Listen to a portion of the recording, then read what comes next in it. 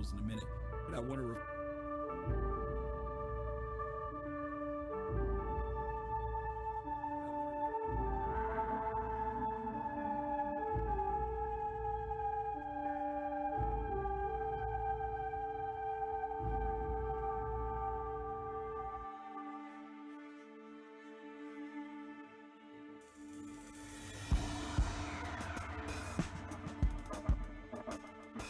This is Rowena Dooley asking Soul citizens to report for duty.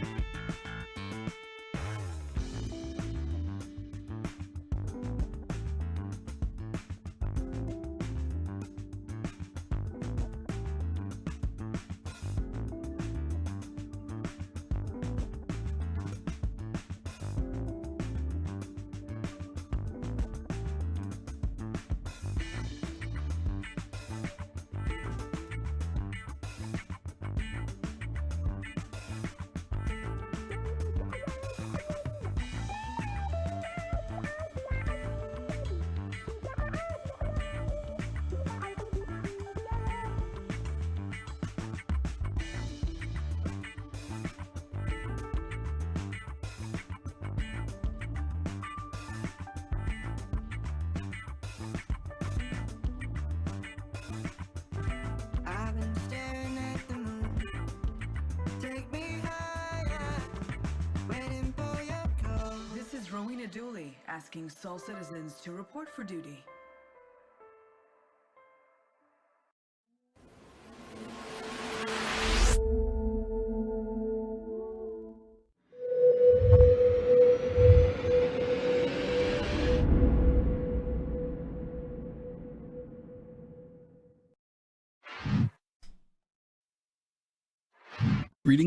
Greetings, and welcome back to the Soul Citizens. I'm GriffinGamingRPG, and today is February the 5th, Sunday, and we're back for another interesting and fun-filled conversation with the Soul Citizens, and I'm joined by two of the cool Soul Citizens in our group here. We haven't seen them in a little while. Going to start with my left, your right, first with JadeStarwatcher. Jade, how you doing? Hello, I'm doing great. Good to see you. Well, good to see your picture, I'll say that. Yeah. Okay, I'll say that. Yeah. And, Good to see you and be back on the show. good. And after that, we have a GomabATL. What's up, my brother? Greetings, Earthlings. You know what I didn't ask you earlier? Were you familiar with that club that I sent you that video on, or no? No, I sent it to my sister-in-law that lives down there. Okay. Yeah, that was They know anything about it. pretty crazy thing. I thought maybe, I know you got the hookup down in Georgia, so I said, well, maybe his brother knows what this is, but okay. Well, that was in Alabama. Okay. Oh, okay. Oh, it's Alabama. I saw, you know what? I think it was. In Forgive me Birmingham, for sending it to you. I was speeding through it, and I thought I saw It Atlanta. was still funny because the chick walked up and tried to put out the fire with like a cup of water. It was a raging inferno. She got, Hey, you can't blame her for trying, brother. Okay, she tried. Okay, she Where the tried. fire extinguishers at, man? Ain't nobody treats all about no fire safety. That cup of water ain't gonna do nothing. I know. Hey, listen, thank you, Shimpasta, for the resub. We appreciate that for 9 months. Boy, oh boy, he's got a whole bunch of stuff in here. I can't read all that. It's all squished up. But thank you, Shimpasta. I'll try to make sure I check that out later, which you posted. Hey, this week's show, I've got to do a little bit of trivia here. It's called Now and Later. And Gomab, you've been around a little while. Could you pronounce how that is actually said? Because, you know, last week, Fast Card said Now and Later. Do you know how that's pronounced on the screen? Now later. All right, there you go. Thank you. Jade, are you familiar with that term? Now, latest. So you know what they are. See, no. Do not use the hard R. That is I didn't say. offensive. That is offensive. No hard R. All right, There's no now hard later. R. It's Now an later. AH. There you go. The AH Now on the later. end. Now later. All right, now You later. know, Now later. Yeah, I never had these, but Okay. like I know, like people in my family have had them before, and Oh, yeah. it's like I heard it before, like, oh yeah, now later, because it gets like stuck to your teeth, right? Yeah, if you chew basically, them, you're not supposed to chew Right, if you them. chew See, 'em. you're doing it wrong. Yeah. Okay. See, You're that supposed to was, just put them in your mouth, let them dissolve. and that's why they were now and later. You have it now, and it'll Yeah. last you till They later. still make Yeah. these? Oh yeah. Oh yeah. Okay. Yeah. Okay. I'm stealing them from my kids all the damn time. Okay. Back in the day, way back, they used to call, some stores used to have them called penny candies. And what they could do is for every penny, you could buy a piece of candy. And so a lot of times people would get some Now&Laters and they would say, give me 10 cents or give me 20 cents of Now&Laters. They give you 20 of them. Later on, they got fancy, put them into packages and everything, and people buy them by the pack. But that was something that just within the African-American community. I don't know about any other communities out there. Some of the other communities on here, y'all could tell me if y'all called them Now&Laters. But in our community, they were called Now&Laters. All right, Now&Later, now, it's almost like now when later. Later. No, we call it Now&Later. Now&Later. Okay. So anyway, but the show today is about now and later. And this came up because quite often we talk with various people who are playing Star Citizen, or we read the forums, or we see videos, and people will talk about how the game is now. And quite often they think the way the game is now is the way it will be later. Or to the other side of that is a lot of people have no idea of how the game will be later. They just think, for example, if a certain tier mechanic comes out, the tier comes out and you'll hear some people say, oh, well, that's just tier 0 or that's just tier 1. Then there are other people who say, I can't believe this is all there is to this mechanic, because they actually think that what they have in their hands is the final thing. For those of you who've been playing the game any length of time, many of us thought that, mining would have stopped maybe 2 or 3 mechanics back. I thought once they got the lasers going and once they got the consumables, I said, oh, okay, this is fleshed out pretty good. No, there was more stuff coming. And so right now we're going to talk about some of the other things like salvage and stuff, and talk about other aspects of the game where people don't know that the way the game is now is not the way it's going to be later. There's even going to be some things we're going to talk about that we've seen in the past that may come back to the game that we don't have. So there's going to be a lot of stuff we're covering. So those of you who are in chat today, hope you guys could chip in and join in if there's something that we miss or something that please, we don't know it all. So feel free to drop in and help us out with this show. So Jade, I'm going to go to you first. Because we're gonna and by the way, guys, these are not necessarily any particular order. We just put them in an alphabetical list for our sanity's sake. So just understand that. Gomab, tell me, did I do good on the graphics on that? Does it look okay? You did. I did. You know what I'm saying? It took me back. You know what I'm saying? And you hit on a lot of stuff, a lot of Easter eggs in there. You know what I'm saying? A lot of shots fired. You like the development flavor? You like that in there, right? Yeah. Not quite done yet type of thing. Okay. Yeah. Cool. The what's that? The non-lasting alpha. Yeah. Thank you. I appreciate that. You know Somebody noticed the details. It's good. Now you missed the opportunity. You could have said net weight, you know what I'm saying, 3.8. That was 0. Oh, now see, that would have been good. You're right. Yeah. That would have been good. I did miss that. or either I could have said net weight 000, whichever way you want to look at it. Right? Hey, look, Okay. You could have said you could have been, you know, MSCU or something. There crazy, you go. You know? See, next time I'll bounce it off you next time, because you can give me some good ideas. Okay, let's go to the very first thing we're going to talk about here. And I'm going to open up with Jade on this, on buyback hangers and tokens. For those of you who don't know about the buyback tool, it's listed. I'm going to put the link in for this. I don't even know if we have a mod here today, because I know everybody's been kind of running around doing stuff. Is Admiral's up? Admiral's up. Okay. Well, I mean, he's up in. He's up there playing Star Wars. Tour. Yeah, that's what I said. He's on vacation, so he told me. I know where he's at. All right, Okay. let me go ahead and drop this in. Okay, so you guys can follow. These are just references, as you guys know. It's not necessarily what we're reading from, but buyback tool is a list of reclaimed pledges you can buy back. Some of these pledges may include rare and limited run ships. The use of store credits requires possession of a credit buyback token. Jade, let's talk about buybacks. Yes. Kind of the history of buybacks, and anything you want to share about that and tokens. Well, this all came about before my time. So I came into the game in like late 2.5, early 2.6. Mm-hmm. But as I understand it, I don't really actually know the history, like why this became a thing. I just know that it's always existed. Yeah. For me, and that people use them to reorganize their hangar. I heard told me, and I don't know if there's any truth to this, and this is not from CIG, but that it was so that, you know, as people, you know, played the game as it was being developed, that they could like test out new things. Like they added mining, that they could like, you know, melt a ship and then like buy a prospector or something. Like, I don't know if that had anything to do with it. It did. Do you? Okay. It All did. right. Yeah, it was another form of, you know, what we call the melt, right? That was the idea. It wasn't necessarily a refund, but the buyback hangar became that place where obviously you could not only know what you had tried in the past, right?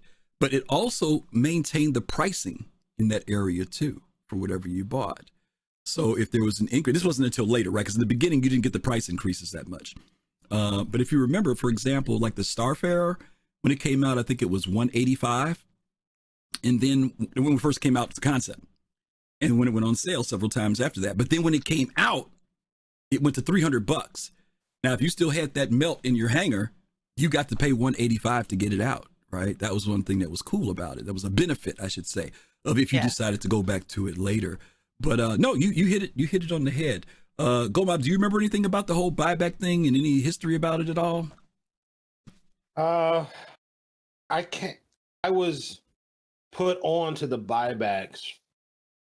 I'm not going to say like later on and like towards its current iteration, but I do. I mean, if I do remember correctly, there were a lot less restrictions on it that were essentially being abused by a lot of folks before they kind of tightened down on it, you know, and said, "Hey, look, you can't use store credit, and unless you have tokens to use store credit on the ship."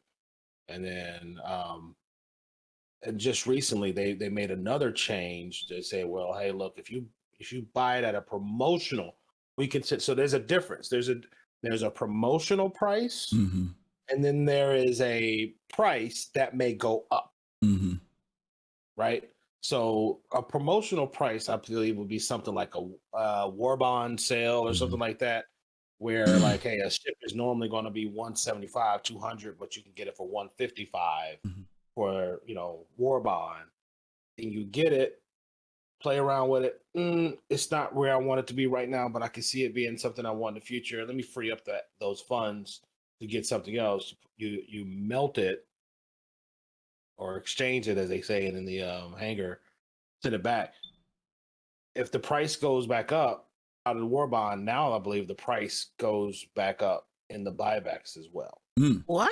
I still have a glaive on buyback, and it's the original price. But he's saying if it's promotional. Those are the originals. Right. Oh, okay. Yeah. It wasn't a promotional price, right? So if it is a promotional price, like if it's on sale at a discounted price, you don't that discounted price will not stay. Sometimes a ship comes out, if you buy it war bond, it's $20 cheaper than if you buy it with credit. So that's the promotional price. But he's saying later on, if you mix it, you don't get that promo price back later on. That's interesting. Right. I remember when tokens didn't exist. And a lot of this goes hand in hand with how the terms of service have changed over the years too, because in the beginning, refunds was still a thing, right? So CIG kind of gave, it was a little bit of a buffer they gave themselves that if somebody didn't like something, instead of what the normal thing we would do as consumers is ask for a refund. But instead of doing a refund, you were able to basically get a credit, not only a credit, but also that ship that you kind of thought you liked or maybe liked or might want later, maybe because it's coming later, you can still retain it in your hangar and retain it at that price. That prevented some people from saying, give me a refund for my money. So remember, terms of service changed over the years. In the beginning, people could ask for a refund. No big deal. Later, it got to a point where you could ask for a refund if you had a reasonable reason. Then later on, they started implementing the terms of service further to a point where it was like, okay, you got 30 days before you can ask for a refund, right? Extenuating circumstances, they would do refunds. But at the same time, the buyback thing changed too. There were no tokens, then there became tokens. Then they have it now where if you're concierge, right, Jade, you get 2 tokens. Is that right? Yeah. You get 2 tokens?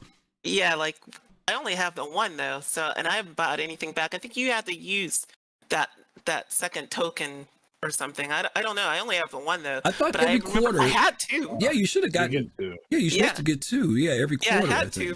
So I don't know. Maybe I Maybe did. somebody's buy some for that. using your token on you. I don't know. I don't know about that. I have a question for you, Griff, though. Since all this is subject to change, and that the whole premise of this was so that people could try out new game mechanics, do you think that they're going to eliminate this now that we have ship purchasing and renting in games? They been now. Some of y'all chat. I'm gonna pull on you guys for the resources here. I'm gonna pull on you for the resources. Years ago, the question came up to Ben Lesnick. How long will it be before we won't be able to do buybacks anymore? And his response was, I don't know. I can't answer that question right now, but we will give you fair warning. In other words, from what I understood, help me out, chat. They were basically saying there's going to come a point where buybacks are going to be gone, but we will give you a heads up. We may get 90 days, whatever it is, say, hey, listen, come June of 2023, buybacks will, if there's anything in your hangar you want to get out, you got 90 days or 180 days to work toward it. So that gave me the impression, because of that question that came out, that there will be a time when that buyback hangar is no longer going to be there. Now, everything changes with CIG, right? That's what Jared tells us, that only thing that's constant is change. Maybe they will retain it. But the impression I got when that question went out, I remember Ben Lesnick saying, we will give you a heads up in plenty of time to let you know about the buyback hangar. So let's see. Darkness Muted said they changed the wording of the buyback FAQ last year when they killed the CCU buyback. So don't bank on ships keeping their original prices forever. Okay. Yeah. All right. Heavy Bob, thank you for rewriting history there. What do you mean rewriting history? I'm not rewriting history. Bob, I know history better than you do. Go jump in the lake. Anyway. All right. Let's go on. Feed the troll. Yeah, I know I'm not feeding the troll. I'm not feeding the troll. Just that Bob knows Bob just knows he can't come in here and talk trash. That's all. And he ain't gonna trash me. That's definitely not gonna happen here. So nope, not gonna happen. Okay, let's go on to the next one here. Let's talk about pledging for ships, because that's the next one. All right. Pledging for ships. Let's see. During the development of the game, it is only required to pledge a game package, or in any other higher tier package that contains a Star Citizen digital download. To play the in development alpha version, Star Citizen Alpha Universe, there are currently no plans that will require a recurring payment or any other form of subscription. That has always been a contested thing that people have asked about GoMob, whether or not this is a subscription. Will it become subscription, pay to win, whatever you want to call it? Any thoughts about pledging for ships and the future of pledging for ships? Will we still be pledging for ships when the game goes release? Will we just be pledging for starters? What do you think could happen? Or has CJG ever talked about it? I mean, only thing we can go off of right now is the way it is now and what they said. And so far, there's given no indication that this is going to be a subscription based game. Say, hey, look, if you got to buy a ship to come in, that's fine. It could be, right now we've seen that a lot of companies have used this model at a different scale, but it works for them, right? Mm-hmm. Like a 10 cent, a lot of their games are free to play. Jump in, play, do all you want, Oh, you want to really have a good experience? It's cool. Just go to our in-game shop and buy this other thing. It may not make you more powerful, but it'll make your experience better. Mm-hmm. That's on the better side. On the worse side, you have things like, the Diablo Immortal mobile crap, where it's like you just couldn't play the game unless you paid them money. Right. So hopefully they don't go that route. Unfortunately, if they do go that route, I'm already down that route. I've spent thousands of dollars on ships already. Mm-hmm. So well, that's not required for anybody else to have a good experience. Let me throw this out to you, because that was a major piece from the Kickstarter on down, that they wouldn't ever do like a subscription thing. But the reason why I think people go there is because people always say, well, how will they generate funds later on? I think that's been right. It. Can cosmetics. But can cosmetics be enough? And I'm not saying that they're not. I'm just saying those are the type of questions that people have asked. What are you going to say, Jade? People from Elite Dangerous. Yeah, but Elite be pushing them DLCs out for another $40 too. True. But I mean, we don't know that Star Citizen won't do something. I don't want to say similar, but we don't. we don't know. Like, it could be you get DLC like stuff to furnish your hab or your base or whatever. Like, Yeah. there's so many things, and we're gonna get to them later on because we haven't gotten there yet. But there's so many things that I could see as income streams that don't involve ships. That they agreed. could do in the future. Agreed. That's why I don't think it's going to be about ships. I think that starters will be there when you come into the game, when you purchase the game.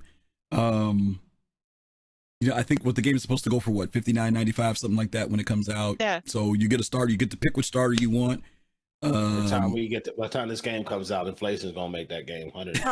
I would pay $100 for a dance pack of just dance emotes that are good. Like, there's a lot of things they could do, right? Yeah, but there's a lot of in-game and out-of-game stuff as far as the company goes, right? That they can do to generate funds to support the development. So your vote for pledging of ships, what do you guys think? CIG, again, now we're pledging for ships. Are we saying later on we see that they're going to eliminate that? I think they'll continue to have new ships purchasable from the store outside of the game at a cost.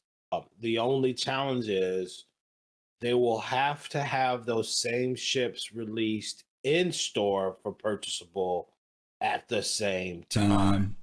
Otherwise, if those ships are anything like the way they release ships now, where it's always rock, paper, scissors, and the new ship that comes out is the sledgehammer in the rock, paper, scissors game, right? Where it's always, and the people that pay money have a advantage over the people that just have money. You could be sitting on $1 billion AUEC or $1 billion UEC, and some guy that dropped $400 in the pledge store or ship store is like, the better ship, I can do better than you. That's not fair. As long as it's released simultaneously, I have no problem with them putting it out there. Kind of like World of Warcraft does right now, right? Where they have the WoW tokens, where you can buy one for $20 and go sell it on the auction house for the going rate and get gold. It doesn't necessarily give you anything other than just gold, right? Or access to anything sooner, or that impacts gameplay, right? But it's still a good revenue stream. Gotcha. Okay. All right, let's jump into the next one then. Inventory and encumbrance. During your exploration of the stars, you will eventually acquire a lot of stuff, and you will need to place it somewhere. The personal inventory system is how you do that. And as with other games that feature a wealth of equipment and other items, learning how to manage your inventory is important. And I want to tie this in with encumbrance, Jade. We already have some of it right now, right? We notice the speed, for example, depending on what type of armor you're wearing, can encumber you, slow you down. But CIG has talked about the fact that even things you carry on you, right, will eventually impact us. Yeah. If right now, if you wear a full backpack on your armor, you're going to see if you move slightly slower than you would if you didn't have that backpack, or, obviously heavy armor. All these things are an encumbrance. Like, if you really want to beat somebody on foot, just have an undersuit. So, I mean, I know that we had a foot race, Atmo Esports did a foot race once, and, that was pretty apparent. Yep, absolutely. Gomab, what about ships? That's another factor, right? I mean, ships right now have these huge cargo areas in them, but we can't use them. We can't utilize them. CIG has talked about that weight will be a factor on ships as far as, flying them, particularly out of atmosphere when you're stocked up with cargo. Do you think that they'll also do that with, inventory as far as, our lockers, things we put in on that level too? Or do you think it'll just be more cargo based? Because they have said that they will impact us with taking off with a full ship versus a ship that's not encumbered. Yeah, I mean, they said they'll, if you got a heavy ship, it'll be harder on your thrusters. But pardon me for thinking, hell, we're 1,000 years in the future. I would think the thruster technology would be able to get these ships off the ground, or at least the ships will be designed to lift up, even if slowly,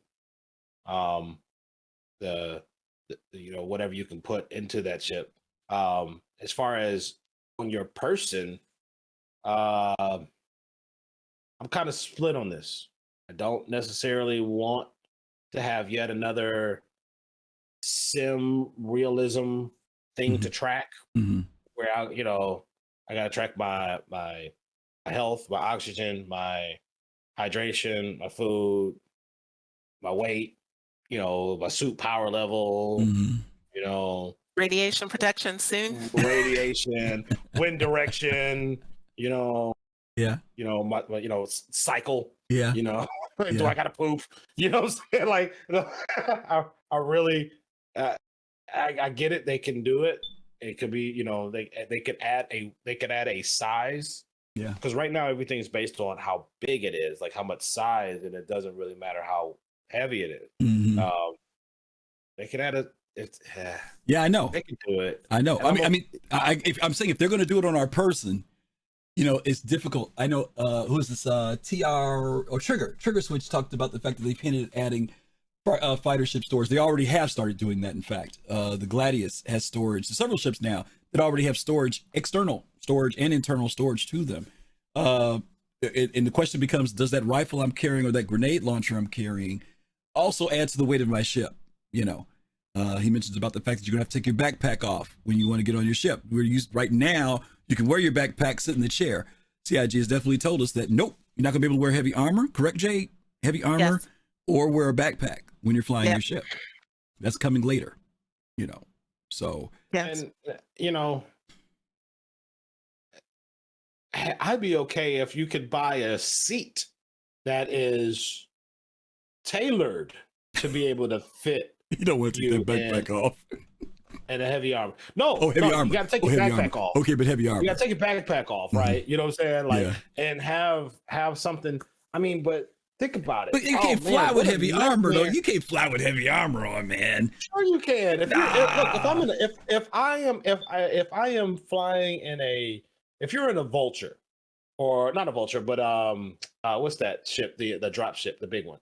Valkyrie? The Valkyrie. Yeah. If you're in a Valkyrie, right? And those drop seats, they ain't much bigger than a freaking cockpit seat, right? So those folks will be expected to be in heavy armor. Right? Yeah. Yeah. Oh, yeah. I mean, you can wear. They just said flying. They said piloting. I'm not saying other seats on the ship now. Right. So piloting, right? So, but if you could say, all right, look, you got to pay extra, and it's a module that you could put in your ship so that you could be a part of the actual drop team, right? You ain't got to be just a pilot. You could, land your ship, grab your gun, and get out there with the folks. Now, man, I'm just thinking it's going to be a nightmare. Let's say you're running out of a cave, heavy under fire. You got to get the hell up out of there, and you got a backpack on. Look, as long as they give me a button that says "fling this mug across the room." Off my back, right? If I gotta be like, and meanwhile I'm on, that's not gonna work. Well, here's the deal. Do a hot drop on the backpack, I'm cool with it. But if I can't just hop into the seat and take off and deal with that stuff when I'm in a safe space of, now if I'm like in the seat and I'm hunched over and my view is bad because I can't lift my head up because the backpack, I'm okay with that. There's some armor like that now where the vision is messed up because of the type of helmet there is. I'm just saying, I don't know. Would you really want to wear? Yeah, but would you really want to wear heavy armor and fly a ship? There's the balance between fun and realism, and I don't know where that balance is. Yeah, but to me, if you're the pilot, you want to go with the guys when they're getting off the ship. Your locker should be right there behind you. Put your armor on and get off the ship. That's how I look at it. Think about this. Think about it. Mandalorian. He ain't wearing heavy armor. He's wearing armor. He is. No, he's not. No, Beskar is not heavy armor. It's not Beskar. It is the type of metal it is. It is not heavy armor. It's Beskar. Yeah, that's some clinky armor. Do you ever see him walking around like he's tired in that armor? He'd be running in that armor. That is just Beskar. It's lightweight. It's 1,000 years in the future. Look, we've been running around with this heavy armor. It doesn't mean it's got to be heavy. Okay, well, if you go in there, I said heavy armor. Now, if you go in there and say you got some futuristic armor that's super lightweight that takes the damage, okay, I agree with you. Yeah, Okay, we'll see. it's heavy as in they could take heavy damage. Oh, Heavy okay, impact. okay, all right. I'm referring to mass. I'm referring to Yeah. mass. So okay. I'm with Gomab. I don't think that heavy armor should necessarily be bulky 930 years in the future. I'm going with what we got now. Y'all talking I about know, later. I know. Like the armor that we have now, right? The MK4 or whatever, you know what I'm saying, is the armor that I go with, Mhm. right? There's no reason why I shouldn't be able to sit. Now, if they give me a penalty on my Movement or something. movement or dexterity Okay. or whatever, but they can't say, nah, you got to take that off, homie, before you get in. But they're chasing me. I got to go. Sorry. You gotta get naked and you got to put it over there in the closet. Okay, fair enough. Fair enough. Let me give some shout outs real quick. Gomab, thank you for the resub as well. Moriar, thank you. And Coffee Gaming, thank you as well for those subs. You guys are awesome. We appreciate you. Thank you, thank you, thank you. Hey, thanks for the subscription. Okay, let's move on. Inventory to cover. So let's get, you're actually bringing us in. Jade already kind of touched on it a little bit. Let's talk about flight suits. Gomab, let's talk about flight suits. Because you mentioned about power cells and some other stuff, you know, the CIG's kind of flirted with the ideas. What we have now is basically a suit. I don't think the suit really impacts you in any way right now, does it? Other than just slight weight? I mean, it doesn't do anything. So yes, it does. What does it do? So suits have a thermal protection properties. Right. Very slight, but it's minimal, right? Minimal. Mhm. And I think they have damage reduction properties. Oh, they do. Well. Okay. Just a little bit, but yeah. Okay. Just a very little bit. Okay. That's a very small bit. Now, let me ask you a question. Is it implemented or is it just on the chart? It's in the tooltip. Now, I have not gone through and done my Test it out to see. Okay. Right. Gotcha. I haven't said, does it take 4 shots to kill me naked? Yeah, when you go to buy a suit, an undersuit, it'll tell you like how much damage reduction. Damage reductions there. Yeah. Okay. All right. So some of the things that we highlighted here for this, guys, I'm sorry I didn't change my slide, is EVA, oxygen, and damage. Jade, I'll let you go with this one first. Anything in those areas with, or anything else about flight suits now versus later you want to bring up? Right. So now, as far as we'll start with EVA. So we've all seen, or everybody who saw the last CitizenCon has seen the changes to EVA. One of the big differences now is that your suit, and this never made sense to me, your suit automatically stops you, right? The jets on it fire when you stop inputting, a direction, right? It fires to stop you, which is totally counterintuitive for people that are into space games, right? Or space, like, it's the whole Newton's laws of motion thing, right? Like, I shouldn't have my suit automatically stopping me if I don't want it to. I should be able to be decoupled, and if I want to, then or compensate and go the other right. way. In the future, and some of what they've showed is that we will actually be able to do that. We're going to actually need to use different things. Like right now, you can use like a tractor beam to pull yourself along. There's going to be gripping, like being able to, kind of pull yourself along horizontally. So that's going to be a big difference for EVA in the future. Later, sorry, versus now. Yeah. Oxygen. We talked about this pre-show. Like, they've gone back and forth in terms of what's in game with this, about your suit running out of oxygen. And how fast it runs out of oxygen. So oxygen is a consumable, right? And there's a reason that we have oxy pens.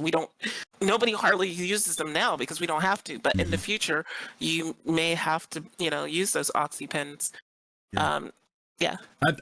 I did back in the day a couple times when the suits, if you're out on an atmosphere planet or whatever, and my oxygen was getting low, and I used the oxypen. I was like glad I had bought one for once, Yeah, I remember 3.0 came out. Like all that was turned on. Yep. You could run out of oxygen just walking around on Daymar or Yella. Yeah.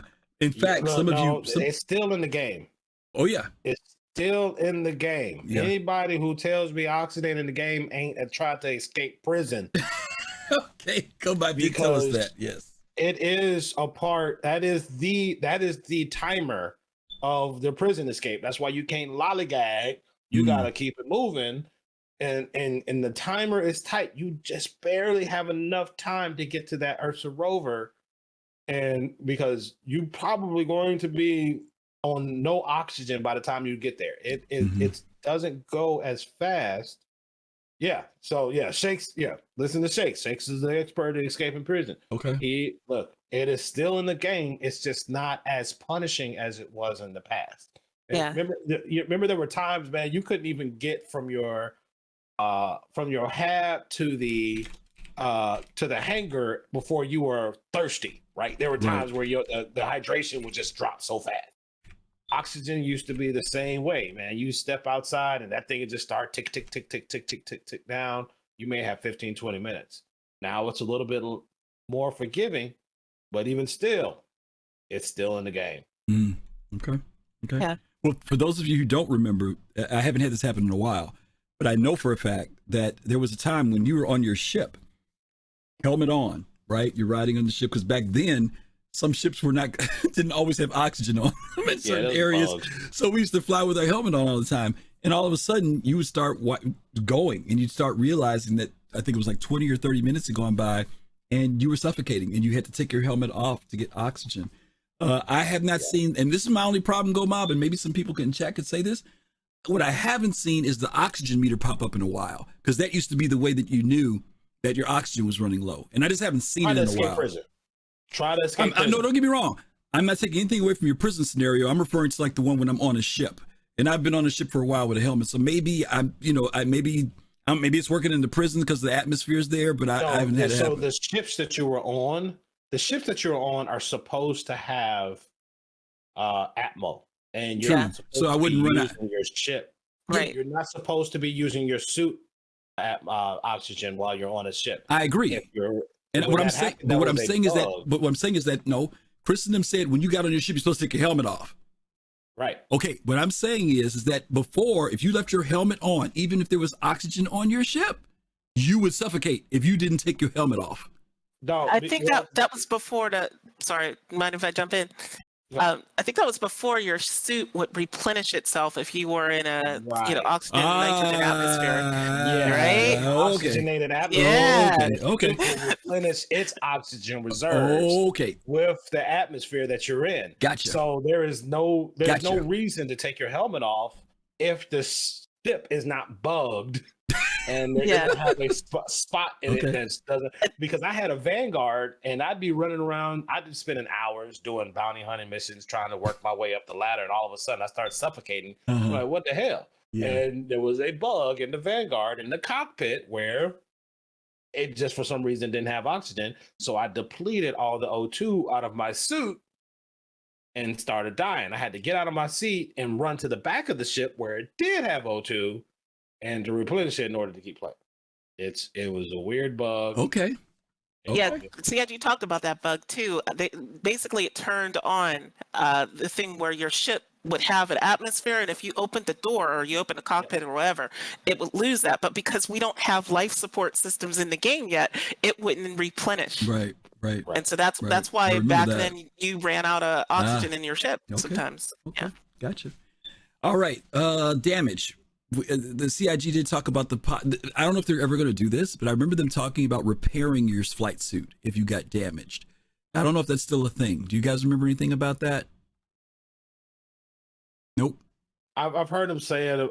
Again, that's another thing that's like another thing to manage for those that really want like a super duper realism in a game. I don't necessarily want it. I'm just asking. Have you heard anything about it? That's all. I've seen it be mentioned, and again, it's a lot of those passing ideas that come from the brain of Chris Roberts that you're like, don't do it, this man. Don't do it. You know what I'm saying? Like, because again, I've said this, guys, folks of the show probably heard me say this game should be challenging, not punishing. Right. That will be a punishing mechanic, in my opinion. I don't put it past them. All right. Shake says, I'm surprised Chris hasn't made us have batteries in our armor or suits. Guess what, Shakes? It's coming. It's coming. coming. It's coming. It's said it's coming. Later. You're gonna have to. It's It coming. ain't there now, but later it is coming. It's coming. Okay, good stuff. All right, let's go to this one here. Boy, what a history here about hangars and flair. When the full version of Star Citizen releases, your hangar will be physically located at a particular starting location of your choice. Currently, hangars exist in a private instance, only accessible to you. Now, of course, we're talking about, as you guys know, when you go to the menu screen, well, some of you don't know because some of you, maybe when you all came in the game, you couldn't even access private hangars. But on the menu screen, you used to be able to click on going to your own hangar. And in that hangar, you could call up your ships. You could walk around on your ships. You could take what we called hangar flair, some of the flair items that you would get. You could decorate your hangar. You could set up your jukebox. You could set up your flowers. You could lay out your cot, your work table, all these cool things that we paid $3, $5, $8 for. And the hangars have been disabled now for quite a while. Since it's 315, maybe 312, long time back. Gomab, let me go to you on this about the hangars, because people have always asked that question. When will my friends be able to come to my hangar? Even now in the verse, your friends can come to a hangar. It's not necessarily yours. It's only yours because your ship happens to be parked there. But CIG has elaborated with the cargo refactor of, being able to have your stuff stored in a hangar. Are we getting closer, you think, to that? They said they are. They're working on the hangar module, and it's actually been on the roadmap a few times, and they keep pushing it back.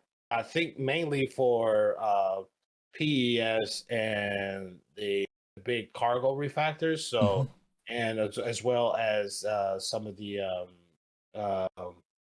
server meshing stuff. So I think it's imminent. I would dare to say even possibly this year, maybe, but I don't know. I'm not one to give dates.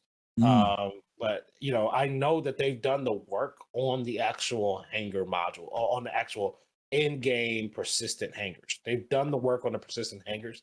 It's just the back end changes that need to happen for them to be able to. And Griff, I just want to underscore something Gomab said here. I won't give a date either, but I think this is imminent because of something I noticed with 3.18. If you look in your inventory, all that hangar flare is now in your inventory.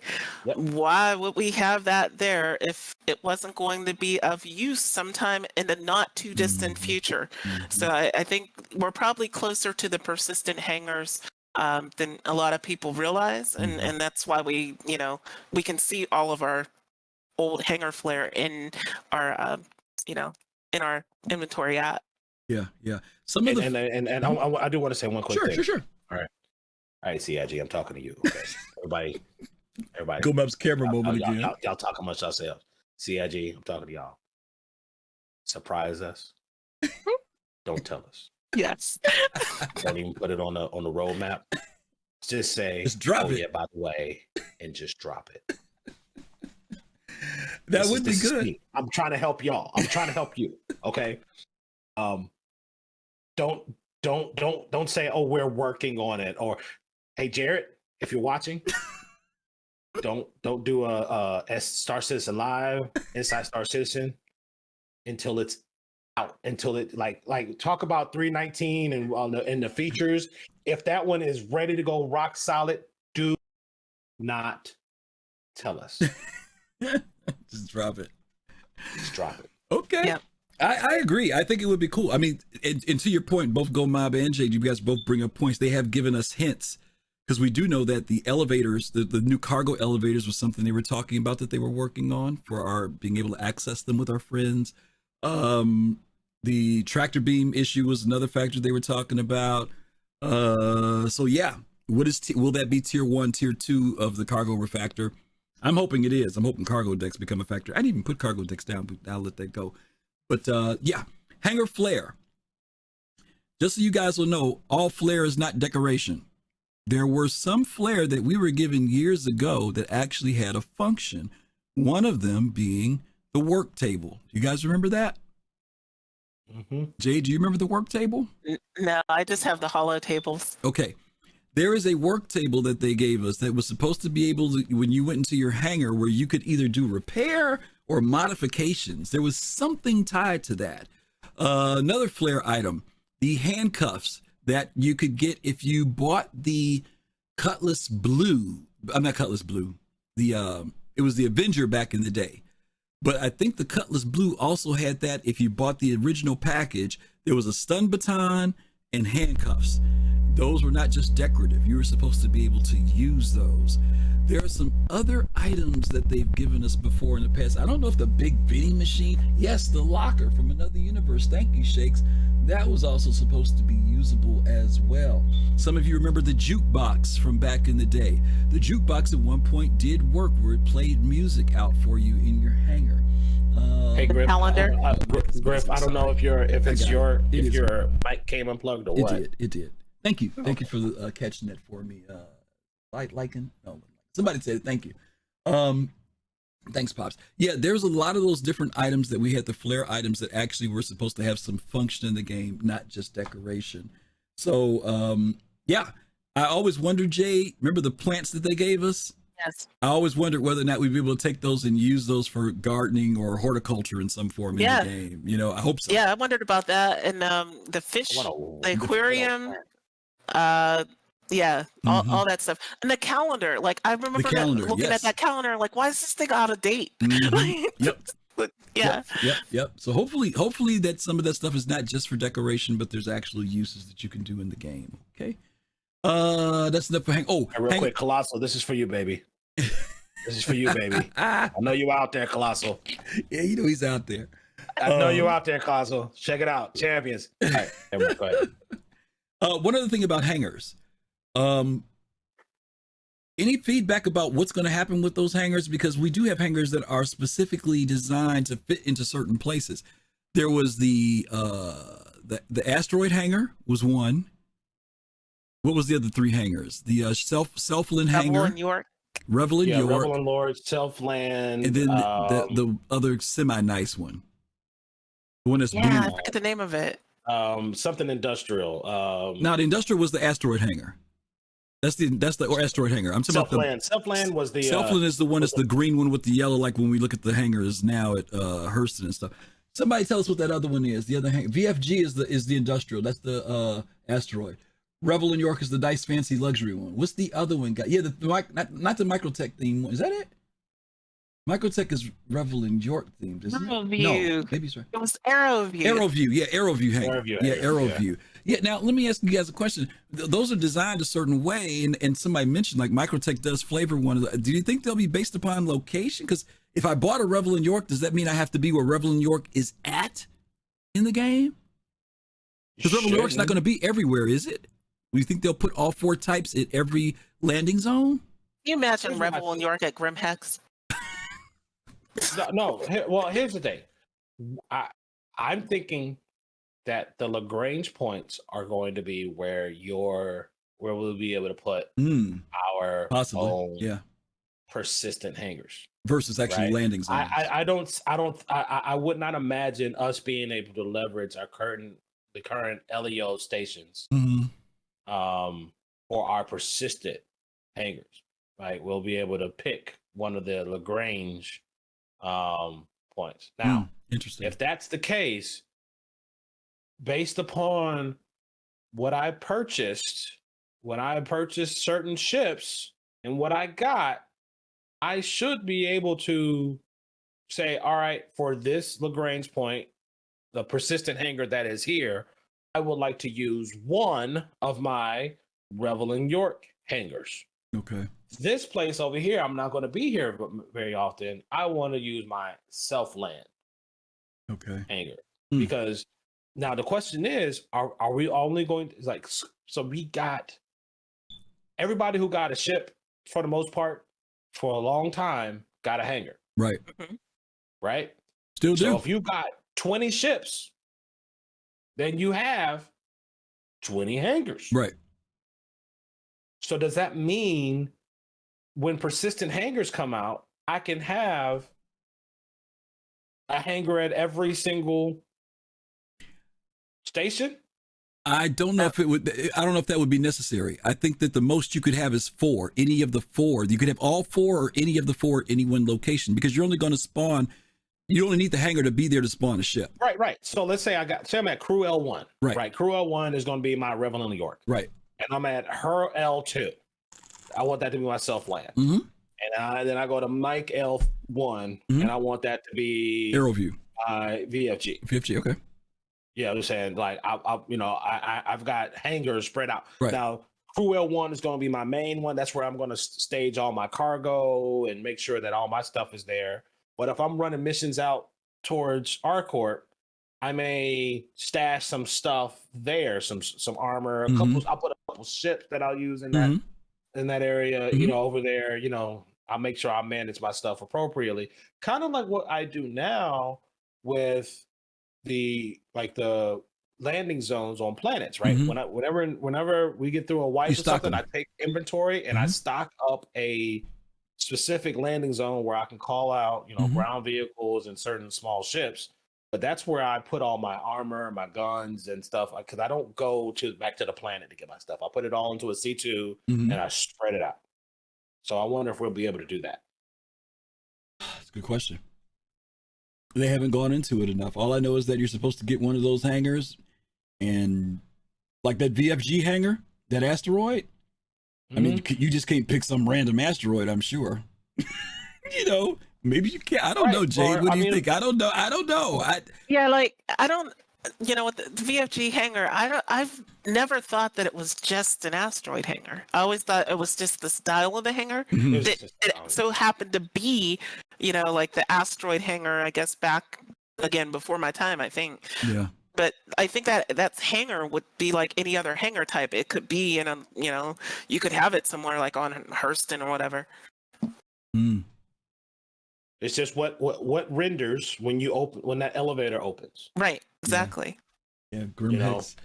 Yeah, I don't know. Yeah, Grimhex is an example of where I always picture like a VFG hangar going or trigger, but I don't know. It could just be a situation where certain space stations or certain hangar groups say, here are the hangar types that are available here. Yeah. Right. Yeah. You can do Revel in York and VFG, but you can't do self-land, or you can do self-land and that VFG. Could be.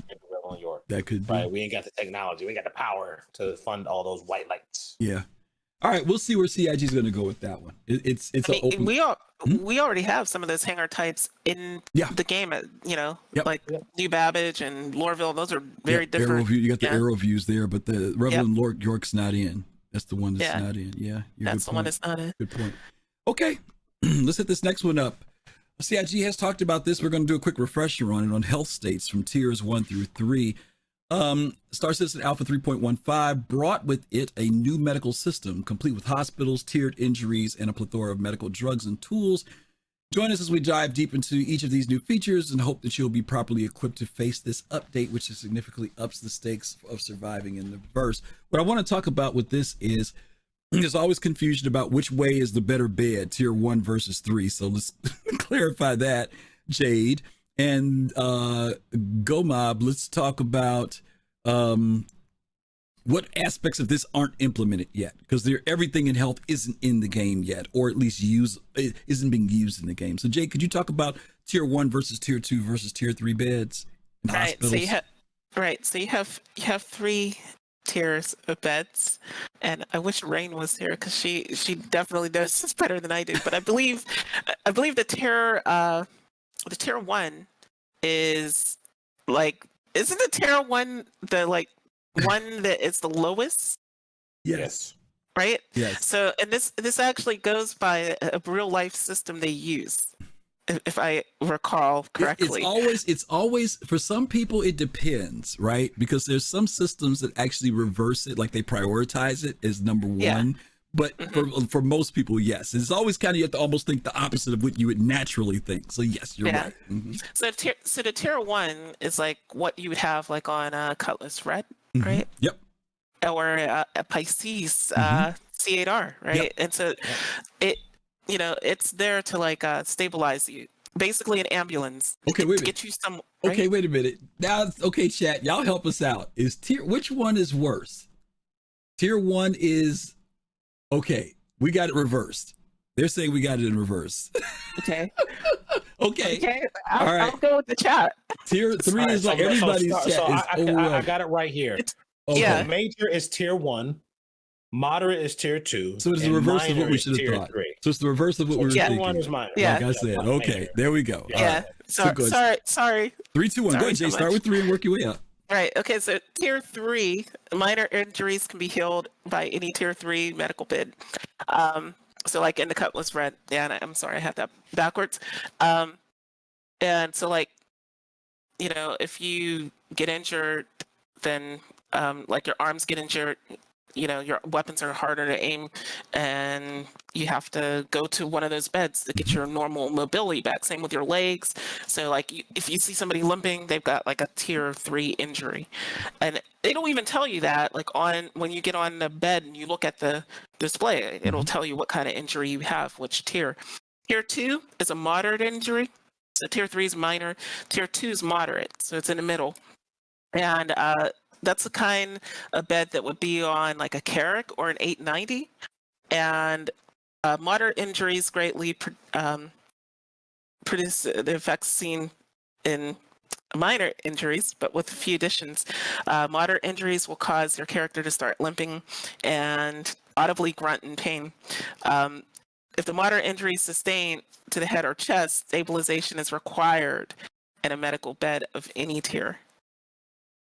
And then tier 1. Let me emphasize it too, guys. This is when I talk about how there's some things that are not in the game, because right now, as you guys know, people are resurrecting in tier 2 beds. So just be aware that that's now. It ain't gonna be later. Okay. All right. Go ahead, Jade. Right. Okay. And then tier 1 is a severe injury. So the very worst that you can have. So severe injury requires a tier 1 medical bed to heal, such as ones found in a hospital. Severe injuries escalate the effects of moderate injuries even further, with even more detrimental things added to it. So severe injury to your legs will force your character into a prone state. So you're going to have to crawl with no ability to stand or crouch. And if it's to your arms, your character won't be able to hold objects. Severe injuries to the head or torso will also require stabilization in any medical bed. Now, what you said, Griff, none of these talk about regeneration. Mm-hmm. So that, you know, that's all subject to change, and all of this is subject to change. But like, because they left that out of all these tiers, I think that was to leave them room to change it without people saying, aha, remember you said tier 2 could blah, blah, blah, blah, blah. Yeah. Right, exactly. There was a video that they did, Jay, to your point, thank you for sharing that, where they actually showed when the guy tried to pick up a box, he dropped it. They showed him crawling on the ground when he got that injured. The other factor about the tier 2 and 3 is, well, they want to distinguish these also in relation to versus med guns and med pens, because those devices and tools are used to temporarily restore some aspect of consciousness, health, mental awareness, faculty. They're not designed to heal you completely. You are still going to need to visit a medical type of bed or facility in order to get restored to a better state of health.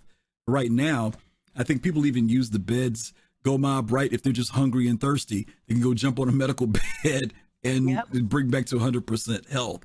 I'm not sure if that's going to be around later on. I can understand healing, but whether it's going to compensate for food and drink. I mean, you can have an IV when you go to the hospital, so why not? Yeah, but an IV takes time too. It's not instantaneous. Now, I'm not saying that they couldn't in the this is future. the future. I know. Now and later, I get it. Now and later, okay. So Now maybe later. later they will. Maybe later they'll make it that way. That could be true. You know, Gomab, talk a little bit about, because there's these 6 different med pens that we have, med guns. You've got the multi-tool version, and then again, beds versus resurrection. Now and later, what's going to be the deal with any of that stuff as far as people going into that medical profession? I mean, so right now they have the, pull out the, first they got the med gun, right? And it's pretty much point and shoot. Mm-hmm. And if it's on auto mode, it'll pretty much just give you the drugs you need, or give you all the drugs, and every symptom will be taken care of. Right now, there isn't they haven't implemented a situation where, let's say if you have a head injury and I administer you the drug that treats a torso injury, that it makes the head injury worse. Right? There's a punishment for giving you the wrong drug outside of the drug level where you can overdose on it. That's it. There's only one punishment. Like, you give me too many drugs, then you'll just black out until you are pull back up. Yeah. So I imagine eventually, I eventually would imagine that that's going to be implemented where there's, some type of risk reward. Like, hey, if you're gonna give them some drugs, you got to make sure it's the right thing. Otherwise, you could actually make the situation worse. Yeah. But right now, it's just pull out the med gun, point it at them. So let me ask both of you guys a question. And later, why med pens versus med guns? Is it just strictly the economy of it that the med pens are cheaper, easier, much more accessible, they're disposable, right? Versus the med gun, we're talking 100 credits or something like that versus 1,300 or 1,400 credits. Is that the difference? Is there going to be? Are people just going to, like, a lot of people just default to the med gun? They don't mess with med pens. Cheap. Right, and I'm asking, now it's cheap. Right, and that's what I'm going to ask you. What's going to be later that's going to distinguish it to make med pens still relevant enough that people will want them? I think the pricing, economics of it. Right now, they still have the price from when they introduced it, right? But that's subject to change. You add a couple zeros onto that price, and people will opt for, they'll opt for the pins more often than not, right? Because you don't want to lose something that costs, the price of a rail gun, right? Yeah. Well, that, and not just the price, but I mean, I can carry a box of med pens, right? Versus the gun and the weight and it takes up, if it takes up a spot on your belt that can be used for another. That's another thing. Yeah, there you go. I forgot about that.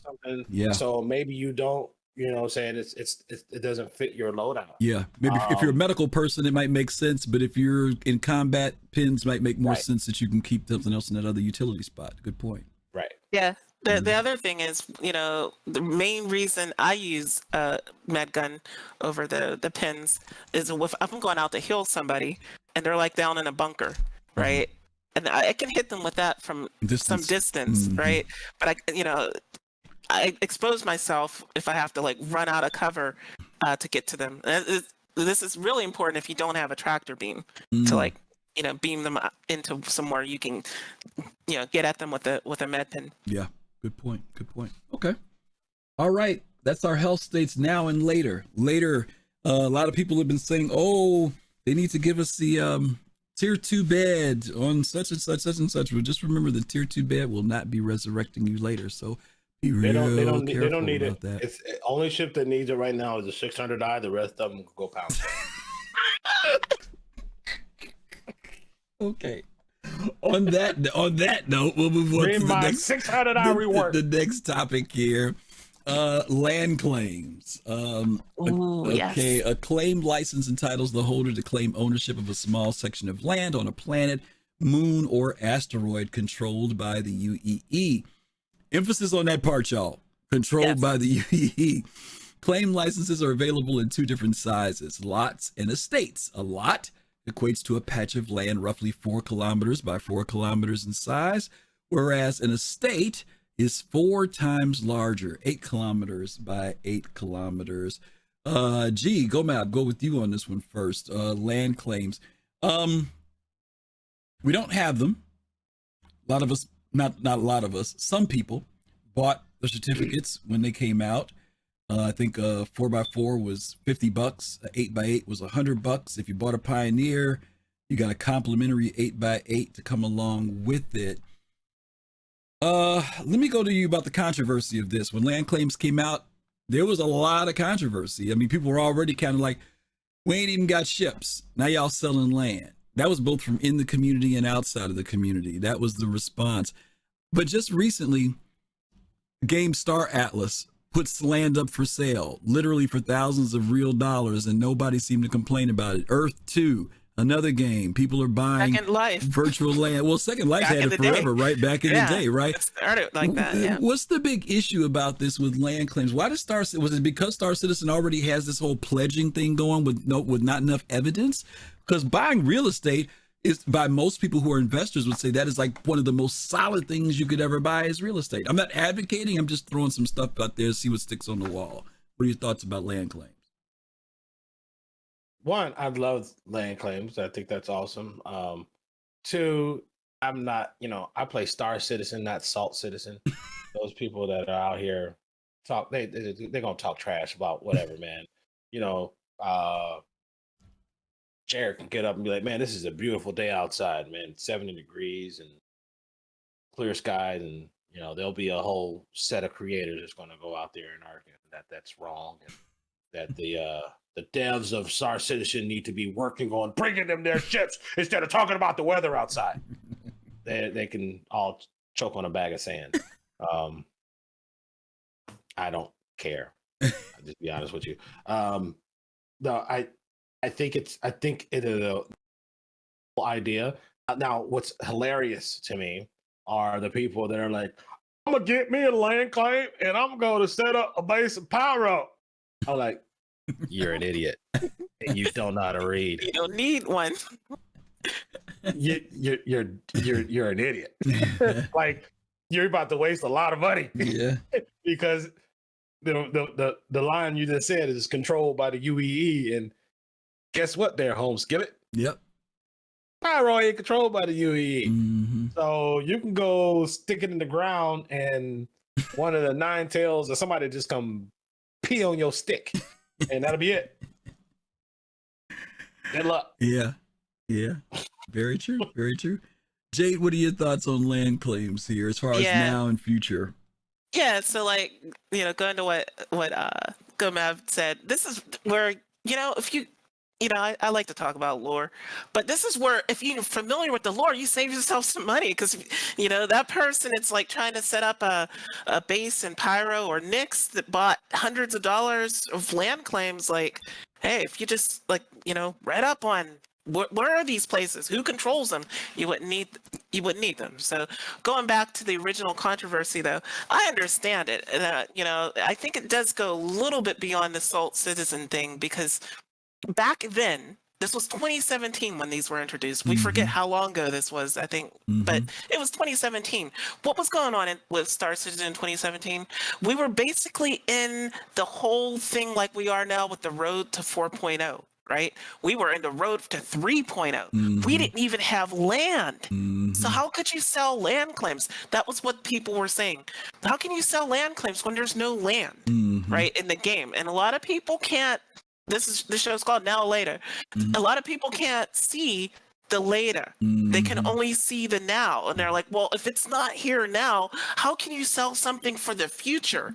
Yeah. Because that future might not happen. A lot of people in this community, especially, I think, feel like, if they sell something that which is weird because we have concept ships, but if they sell something which isn't in the game yet, and it's not a ship, then, that was really, really a big deal. Now, if they brought these back I always say they need to bring these back for one of these IAs. If they brought it back today, oh my gosh, they would generate so much money. Like, you can add a couple million onto whatever that number normally would be, because people understand land now. They understand how big these planets and moons are. They understand what would come along with land, because we have rivers, we have caves, we have minerals. Like, none of that stuff existed in 2017. So it was a hard thing for a lot of people.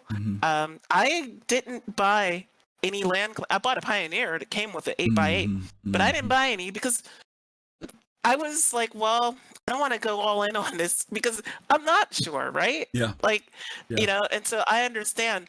I was not salty about it. I didn't think they shouldn't do it. I thought it's the natural thing if you're going to have the space Second Life. Well, there's land for sale, or what used to be until it was all bought up in Second Life. So why wouldn't you have it in the space Second Life? Yeah. So I understood it, but I also was like, well, it's not in the game yet.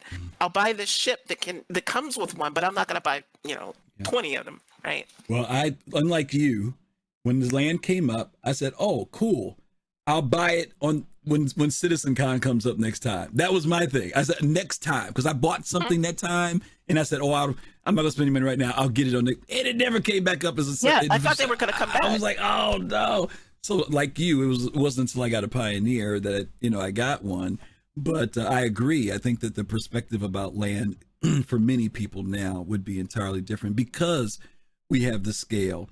One of the things I did want to share with everybody in relation to land claims is that this emphasis about the UEE. CIG has talked about what that means, that if you claim a piece of land, there is a process of also taking that claim or that title, taking it in to get a title. You have to literally put your stake in, and then you have to go to a location in UEE space to say, hey, this is the land I want to get. And I guess you get something like a title or whatever that says you own that land. Now, what are the benefits to that? The benefits to that, and I think CIG talked about it a little bit, right? Was protection from by the UEE or something to that effect. If something happens, we still don't know, and I don't want to go down the rabbit hole on this one. We don't know what CIG is going to allow us as users or as players to protect our land versus what they will build into the game to respond to threats to our land. All we know is that CIG has talked about that will be a component of gameplay. So whether you can set up your own missile launchers or whether the UEE is going to pop, like for those of you who play EVE, you guys remember Concord. If you got attacked, Concord would show up and defend you very well, depending. Sometimes it was right on the spot. Sometimes they were late, but there are ways that they could have NPCs respond to assist if necessary. But we don't know what CIG is going to do in that area with land claims. So that's what we just want to say about land claims. Okay. All right, let's move on to the next one. This is a big one. LTI and insurance. Lifetime insurance, or LTI, is commonly referred to, is a special insurance policy that will cost the insured player no extra UEC payments to maintain their coverage. Only those specific pledges that are noted to include LTI will have this free quote unquote coverage once the game goes live. Jade, you know that it's not just LTI. There's going to be other types of insurance in the game as well. So can maybe you talk about insurance and is it worth it? Not worth it? Some people hype it up. Some people say, yeah, it's going to be worth something. It's going to mean something. What are your thoughts about insurance? Well, every time there's been any talk about this from CIG, which is not a lot, they've talked about other types of insurance, like you said, like insuring your cargo, right? Or insuring, the insurance on our ship only covers like the hull, that all the extra that you might have. So there'd be like component insurance they've mentioned. But one of the other things about the insurance, I remember a while back, they said it would be something that, if you're playing the game and you're earning UEC, it's not going to be hard to pay for your insurance, right? Right. So so that confirmed one thing: you're paying for the insurance with UEC, and that if you're playing the game, right, that you should be able to pay for your insurance. So it's more going to be a convenience thing from what I understand, or at least past statements by CIG. LTI is not something that is absolutely necessary, but it's something that would be nice to have. But beyond that, there's lots of questions. And where there are questions in this community, people bring their hopes or their fears into it. Right. So this is a very controversial subject. Right. Gomab, for you, is LTI a big deal? Is it just something if you take advantage of it if it's there, but if it's not, you don't really worry about it too much? Because some people literally won't buy a ship unless it's LTI, and just so you guys will know, the LTI, and correct me if I'm wrong, chat panel, please correct me if I'm wrong. When a ship is insured currently, what you're supposed to get back is the base of that ship. Any modifications you've done to it, any changes, any components, all that other stuff will not be included in an LTI claim. CIG has talked about, as Jade mentioned, there will be other types of insurance that you will be I think they said you'll be able to insure your components, but I can't remember completely. Gomab, do you have any? Yeah, there's going to be an add-on to it. An add-on. Okay. Does LTI affect you when you purchase, or just if it happens to be LTI, you get it? If you're not, you don't worry about it. I prefer LTI ships. Goes LTI 120 months, because that's 10 years. I mean, Right. shit. 14 years, yeah, decade, yeah. You know, and look. Yeah. If you get 10 years out of it, that's still good. I get it. Right. You know, I try to, I try to stay away from, if I have anything that's less than the 10 years, I look for opportunities to play the CCU game or whatever to melt it and get into the higher level one. But Right. I don't know. I foresee, like, again, it's like, you get a nice F-150 and you go put new rims on it, a lift kit, new sound system, you ramp on it, light bars and everything. You go wrap around a tree. State Farm's not gonna give you back all that stuff, right? They're gonna give you back a new F-150. Right, 50, yeah.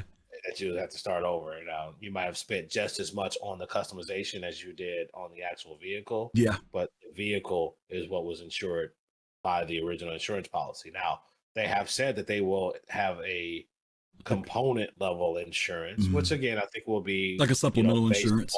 Yeah, supplemental, which will be based upon the value of the components. And if you spend the same amount on the components that you did on the ship, or a large portion of it, you can expect that insurance for those components to not be cheap. Yeah, yeah. So if I'm remembering correctly, I wish Colossal was here. I think Colossal told me when he tricked out his carrot to the full level of what he wanted, he spent somewhere between 2 or 5 million in game credit to get all the components he wanted, weapons, everything, right? So the question becomes, like, what percentage of a number like that, if you spend, I'm gonna go with 2 million for right now. How much should insurance be at that point? Is it 20,000? What is the amount that makes sense? That says, "Oh, I'm sure glad I paid that. It may have been a pain in the butt, but boy, oh boy, I would have had to pay 2 million otherwise." Is 10% of the value? Easy, yeah, 10%. The 10% to get all those components back. So 200,000. Yes, like 200,000. That's that ain't no small change. Is my point. But still, yeah. Oh yeah, no, don't get me wrong. I know you can make it. I'm just saying your pockets have got to be, or your income resources got to be good. Yeah. To draw, and again, the economy's not where it's supposed to be. But I'm just saying, it's no small change just for insurance to pay 200 grand. Right. Some people pay that much for their whole freaking cargo, let alone insurance. Right. Yeah, I mean, the thing is, if you're, for those of us that played the other space game, yeah, true that. And that rebuy, if you didn't have your rebuy, you don't fly. Yeah, you stuck. That's it. Yeah, you stuck. If you don't have the money to get your ship back, that's right. You can't afford to buy it back. Yeah. You don't take that thing out. Yeah. Because I guarantee you that one time you take it out, that's it. You're going to get taken out. And you probably never play that game again. Yeah. I spent all this time engineering all this crap and all this. That's true. Yeah. Jade, CIG talked about abuses to insurance, right? Like the person who wants to go blow up their ship just because they want to blow it up because they don't want somebody to get it. That there could be some, be penalized, right, with the insurance as well. Yeah, and rightfully so. Like, piracy is supposed to be a valid thing in this game, and I know there are a lot of people that want to. They can't put their pride aside. But the thing is, like, oh yeah, well, if I get disabled, I'll just blow up my ship with all the cargo. Well, no, you won't if you, are going to have to take a huge penalty with insurance. And it also kind of goes with a little bit of the realism too, right? Like your insurance company is going to drive up your premium if you keep wrecking your car, right? Yes. So, yeah. So, and that's, that's supposed to be a thing. It's been talked about, but, it makes sense because otherwise, this stuff becomes cheap. Blow up your ship. Or abuses, right? Just abuses in general, right? Yeah, I mean, we have coming in 3.18 with salvage. They talked just recently about some of the insurance, scams that people could do that they want to work on systems to counteract now, where like you could salvage, your own ship. and then that's actually like a crime of insurance fraud. Yep.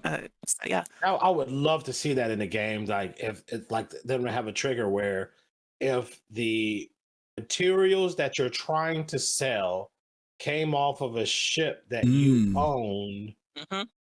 but even in like you might have been in a battle Mhm. and got shot down, and you just happen to get in your vulture and go back and try to salvage your ship. That's completely legit. So I'll be curious to see how they How do they're gonna that. do that. My idea, and I don't know if I've said this on the show, but I've said this in talking to folks, is I believe that like right now there's no combat log, right? You could just die and not know what the hell hit you. And Shakes is over there in his Eclipse that's lobbed a size 9 at you and is giggling himself to sleep because you just went pop, right? And you have no idea who did it if you're in unmonitored space and can't press charges. So I think there needs to be a concept on these ships, right? Now that we have a soft def or whatever, there needs to also be like a black box that is retrievable. Yeah.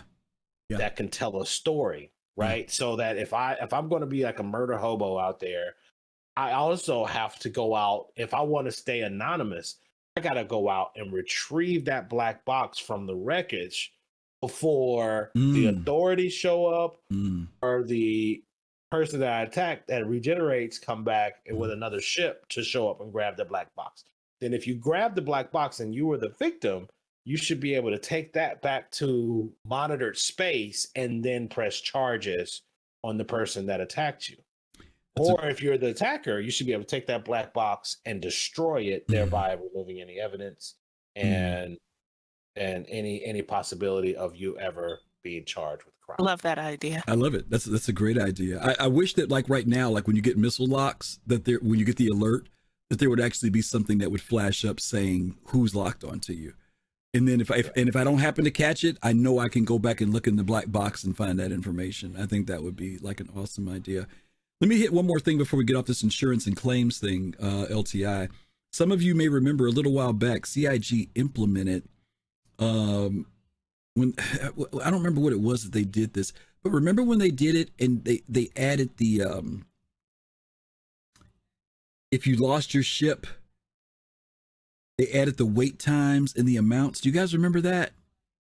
And remember, people went crazy because people with single ships couldn't get their ships back, and then they modified it. What did they? Yeah, I mean, what was that they did? Remember, because like, okay, for example, I know like for an 890 jump, if it gets blown up, it's a 7-hour wait for the ship, and I think if you want to expedite it, it's 40,000 credits, and it still takes an hour to get it. And I think that they had implemented that. And the reason why I'm mentioning it is recall times, reclaim times. That's what I'm trying to focus in on. Do people realize that reclaiming their ship will not be instant? And the bigger the ship, the longer the wait. sure. I think they do. I think everybody knows that. Not everybody. I mean, no, I'm No, talking about how it is starter now. ships. I'm referring to now versus later. Yeah, I think people with starter ships, if that's the only ship they have, probably don't really, because there's not a long wait time for it.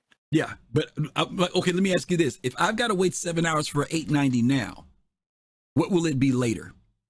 Maybe 30 days. Yeah. Well, you know what I think? I think it'd be cool. I don't think it should be based upon the size of the ship, Okay. or that should be the only metric. Okay. Because if I go to the system That was the thing and that the came up planet to get it. where that ship is manufactured, I should be able to claim it faster. Or expedite it, maybe? Well, I should be able to claim it faster. I should be able to get it What's faster. faster? I mean, when you say claim, okay, let's say, Crusader. Let's say Crusader. You're going to go there because your C2 got blown up. What is it? What is it I can technically do? And claim it. I should be able to grab it off the finish. I should grab it off the.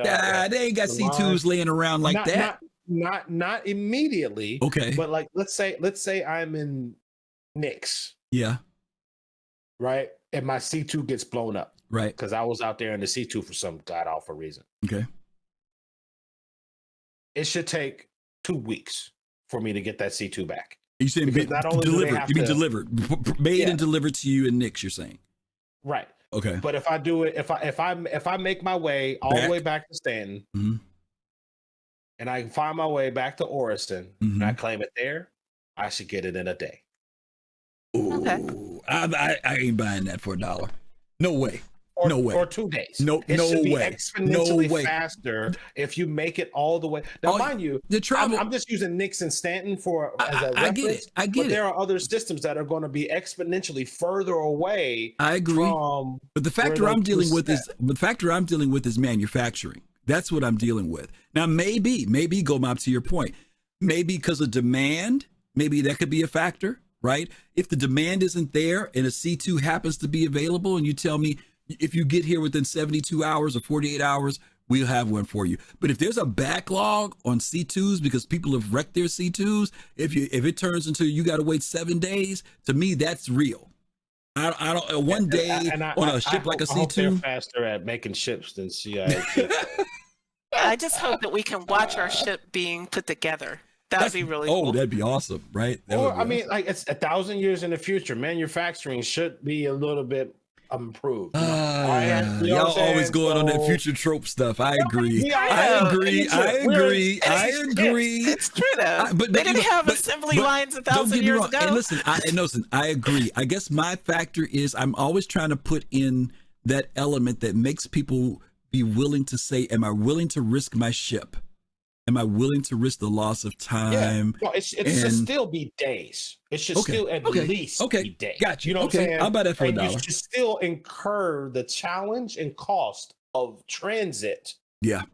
Right? Versus, hey, I'm here. Like, to me, I don't think it should be a thing where in a play session, I'm in 3 or 4 different locations in 3 and 4 different systems. Mm-hmm. I think if to get to one system from one system to another should be an undertaking, and to get into certain places in that system should take planning. And once you're there, you better be prepared to do stuff there while you're there. It's because to get back would be another undertaking, especially if the ship you came in got blown up. You know what I'm saying? Yeah.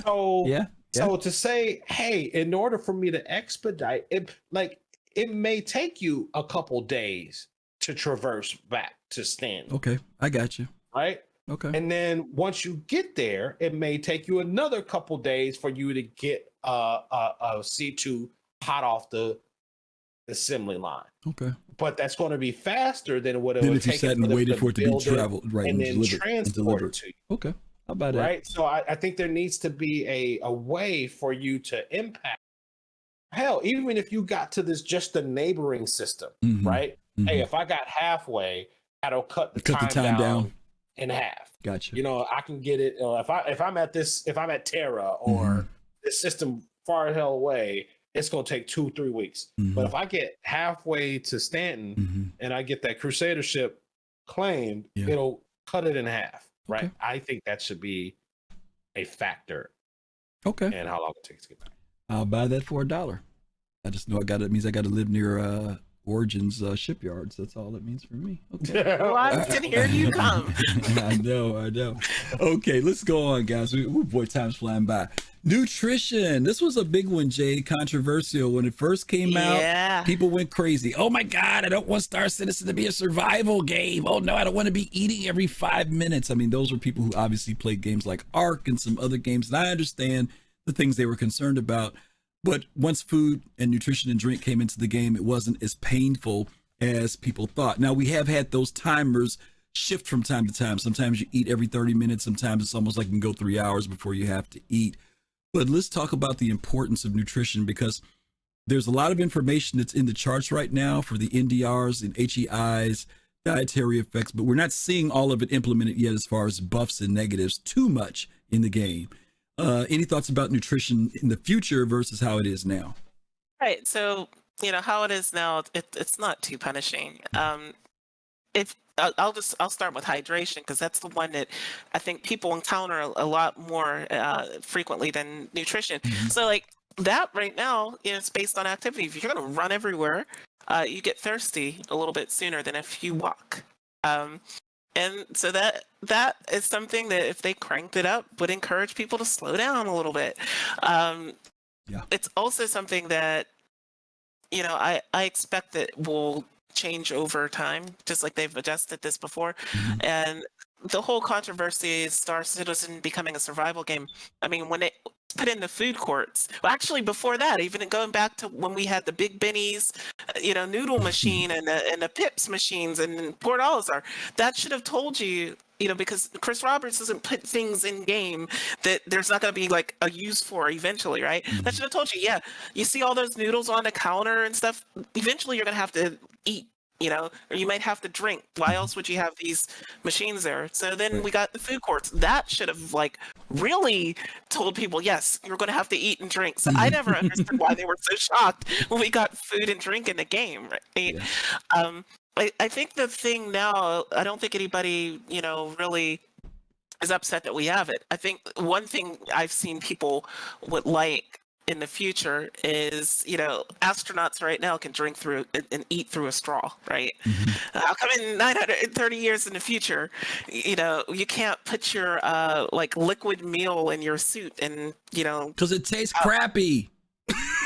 Yeah, but it's for nutrition. It was outlawed in the same law that outlawed GPS. Right, exactly. And maps. Right. So if there was one thing that I would hope for in the future, it would be diversity of eating options. So that maybe you have to be in an inhospitable environment where you can't take your helmet off for hours. Or get back to your ship because it got blown up or you got lost or whatever.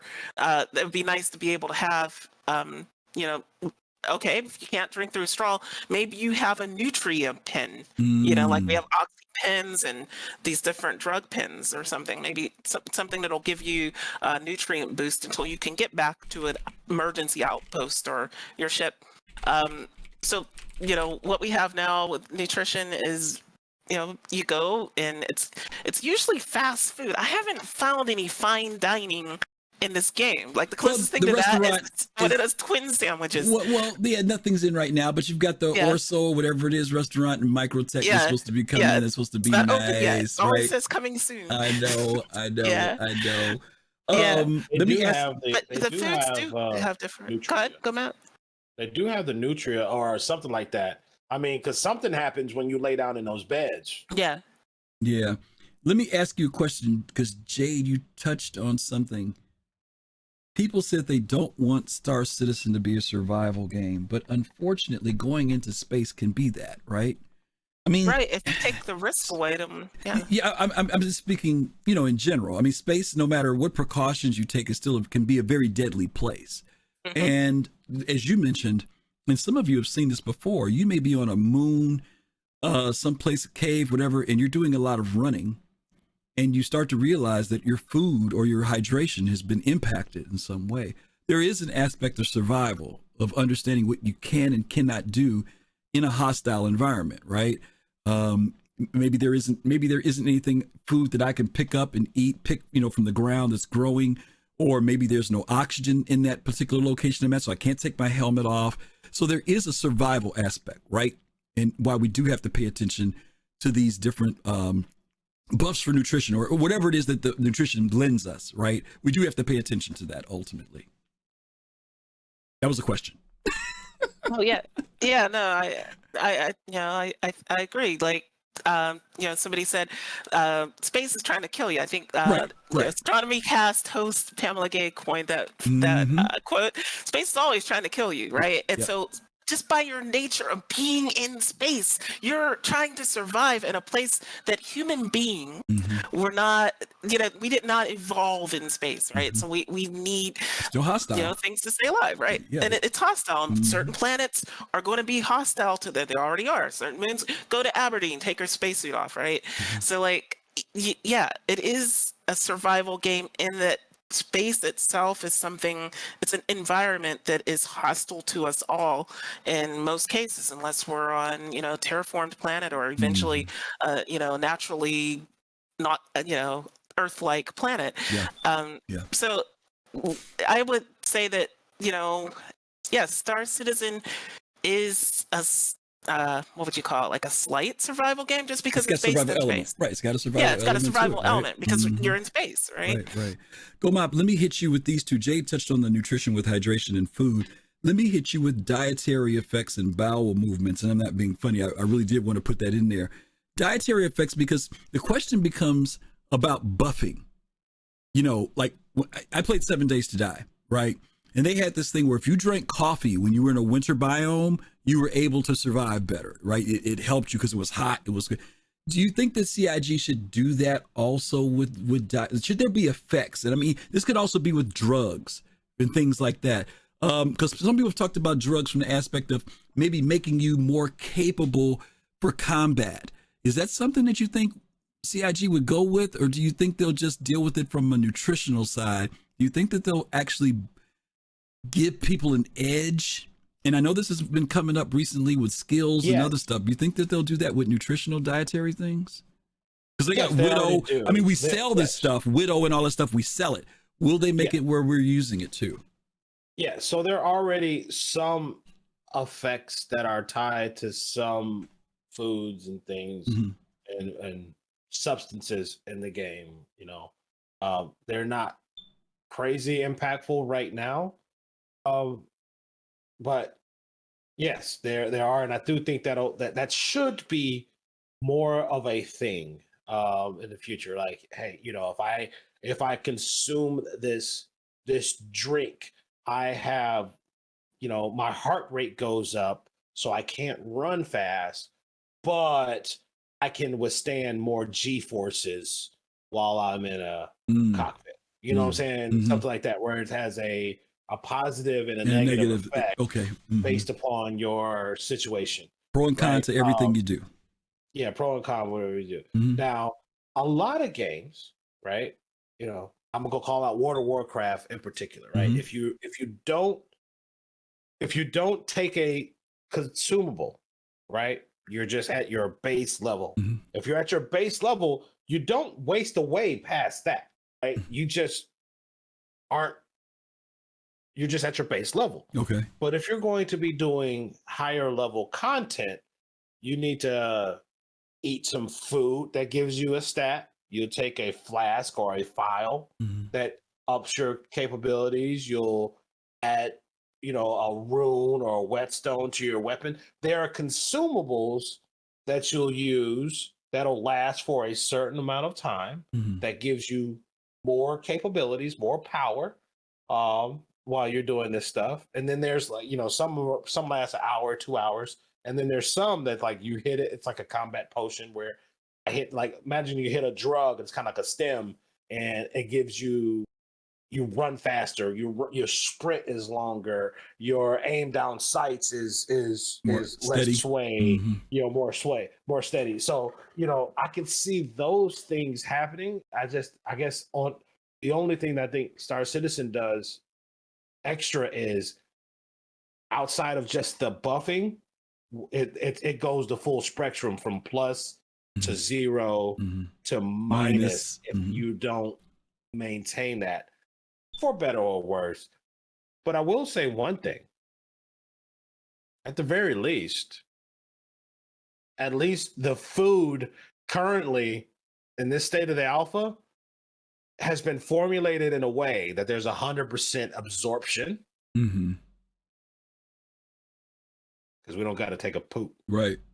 So clearly we're absorbing right. and using it all. Right. Which lends us to the next future, which lends us to the next point of where we're going with this conversation. There, you know, the realism aspects of the game.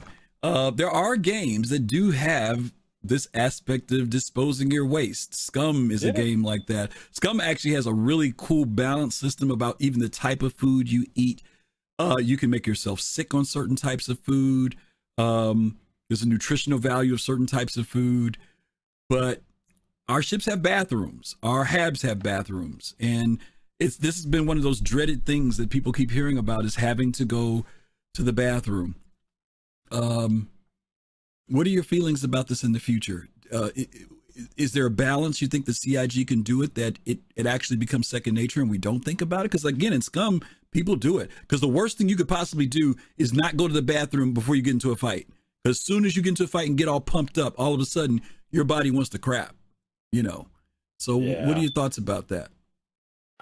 You know, I could do without it. I'm okay. You know, I'm not one of those people that's like, I don't want to go poop in a video game. Like, I understand that there are people that are really, really, really, really wanting this. I'm concerned for them, but I understand that that's what you want, and that's okay, right? Okay. Yeah. There's you know, the line between, you know, simulation and a game, you know, that's a very fine line. You know what I'm saying? Yeah, like, I get it. You know, I get it. You know, until I played Scum, like you're gonna have a call come in from your angry wife talking about you've been out and oh god. Well, let me say this: you know? when I played Scum, it wasn't until I played Scum that I actually saw that mechanic and it made sense. If you had told me that beforehand, I'd have been like, "Why are you worried about going to the bathroom?" But in Scum, it works. Now, I don't know about any other game. I don't know if there's any other game that does do that. Maybe there is. Jade, let me ask you, because I just added showers, and I'm sorry I didn't do hygiene earlier, because I did mean to put this in with bowel movements and showers, and CIG has talked a little bit. Why don't you tell people a little bit about why showers are there and what's the impact in gameplay? So, yeah, so like, you know, you're going to have to take a shower if you want to deal with certain NPCs, you know, don't want them running away from you, things like that. I mean, they've commented on, yeah, you know, you'll be reacted to differently, let's say, if you haven't, you know, bathed in a few days. And again, it goes to the whole thing of, you know, sim versus game, right? And this is a sim that has game aspects or a game that has sim aspects, depending on how you look at it. Just really, really, really, really quick. For people who want to go back, I just want to jump back to something when you were talking with GoMap. If you want to go back and see CIG talking about the buffs and debuffs related to food and, you know, all these things, if you go to the Inside Star Citizen called To Go or Not To Go from winter 2020, February 27th, 2020, right from the start, they go into a lot of what we're talking about. And it's a very informative episode. So I really, if you really want to dig down into this, you know, rewatch that episode if you didn't see it the first time. But yeah, like as far as, you know, showers, hygiene, all of that, I am okay with it so long as it's not super punishing, because I mean there are people like GoMap, they're like, I'm here to play a space game, let me go in my space suit like astronauts do right now, right? Like there will be people like that, and you know, the game has to appeal to a broad section of people. It's not just for hardcore space or hardcore sim people. It's supposed to be for everybody. So as long as it's not too punishing, and as long as certain things are optional, but you know, maybe there is an effect, like, yeah, you know, Twitch Pacheco runs away from you, Griff, because you haven't showered for 3 days. I'll always shower when I'm around her, don't worry. Okay. Yeah, you know, I do want to talk about this thing. You know, I'm mentioning these because they've come up before. Whether or not CIG implements this whole aspect of, you know, discharging your food, we don't know. You know, it's come up. Disco has joked around about poop and stuff before. But to Jay's point earlier, when CIG puts things in, there's usually some point for it. The showers we do know about. They have talked about that at length. Chris has talked about the fact of, as you mentioned, Jay, there will be some NPCs as you approach them. If you've been funky, they may or may not talk to you, or may not share information with you. So it'll be interesting to see this whole hygiene thing, whether they take this further or whether they just become decorative spots on our ships, because basically a ship needs a bathroom if you're going to be on there for any length of time. Maybe we don't use them, but it's there because in the real immersive world, it would be weird not to have a bathroom. So we'll find out what happens with those two. But thank you guys for picking up on those extras that I added. I'm sorry, I meant to mention hygiene and I forgot. Okay, let's get to the end of this. We are chopping through these. Oh boy, this is Death of a Spaceman. Some of you all know about this design doc. This is one of the earlier docs that Chris worked on in relation to how death would be handled in the Star Citizen universe. And the idea, correct me if I'm wrong, everybody, because it's been such a long time since I've read that whole design doc. The idea was that you would live or be able to be brought back a certain amount of times. And then after a certain amount of times, that coming back would not happen anymore. And you would have to, at that point, pass on like an inheritance, whatever it is you owned, all those type of items to your next of kin, friend, whatever you want to call it. That was the basis of Death of a Spaceman. I don't remember him delineating a specific amount of deaths like an arcade game. You get 3 lives and you can't come back. I don't remember that aspect of it. I thought there was something to the effect of, depending on how many times and the way you died, that eventually you just couldn't come back. As you guys know, the aspect of resurrecting and coming back was implemented into the game with permadeath. And now we do have a means of where you can be resurrected and come back. But they added a bit of twist to the lore. They add this dynamic of your DNA, you being cloned basically to a certain degree, and that you can have this imprint that is transferred from location to location. And as long as you transfer your imprint to that location, when you die, you come back at that location. We also know that soft death has been implemented. Now we call it soft death because you don't die necessarily.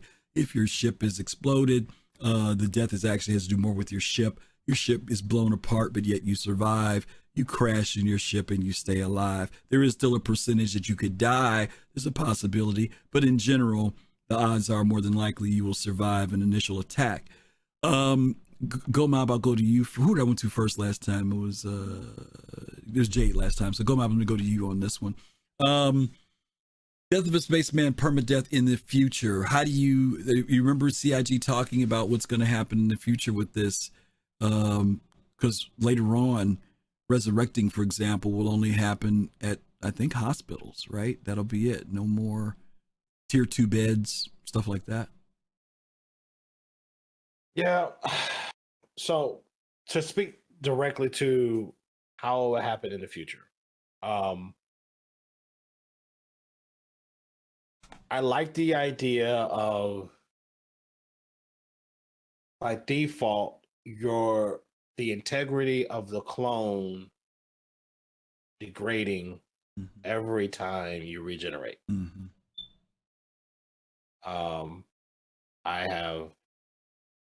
I would love to see, like, again, in the vein of the sim, I don't think, like, if,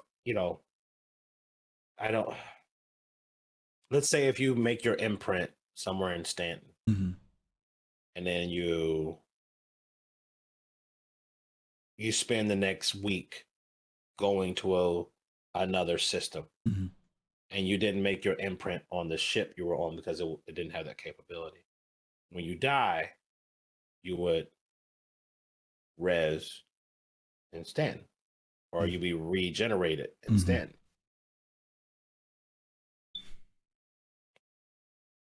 I don't think it should be an immediate thing. I think it'll be an amazing graphic and experience for the player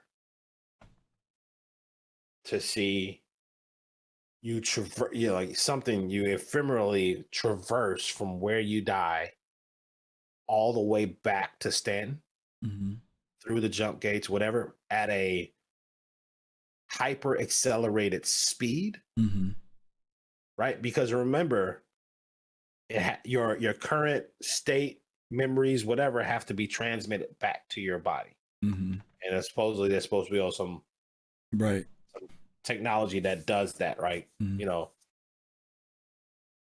So it can't be instantaneous. So I would love for it'd be like a 10-second, 20-second, 30-second, depending on how far away you are. Like if I set myself in Lorville and I go to ArcCorp and I die, it should be 2-3 seconds, boom, I'm back. But if I'm 4 or 5 systems away, it should be a 30-second traversal before I'm back. I think that will be something that wouldn't be hard. That whole transferring of memory stuff is the thing I've always had issue with. Let me jump to Jade, because I'm gonna come back to you, Gomab. Jade, what are your thoughts about that whole, I've gained reputation, experience, blah blah blah blah, but I died since the last time I had an imprint. I've always wrestled with that. Yeah, that's a tough one, right? But it is a game, right? Mm-hmm. And so, I mean, what I'd ask you, Griff. So, what is the issue that you have with it?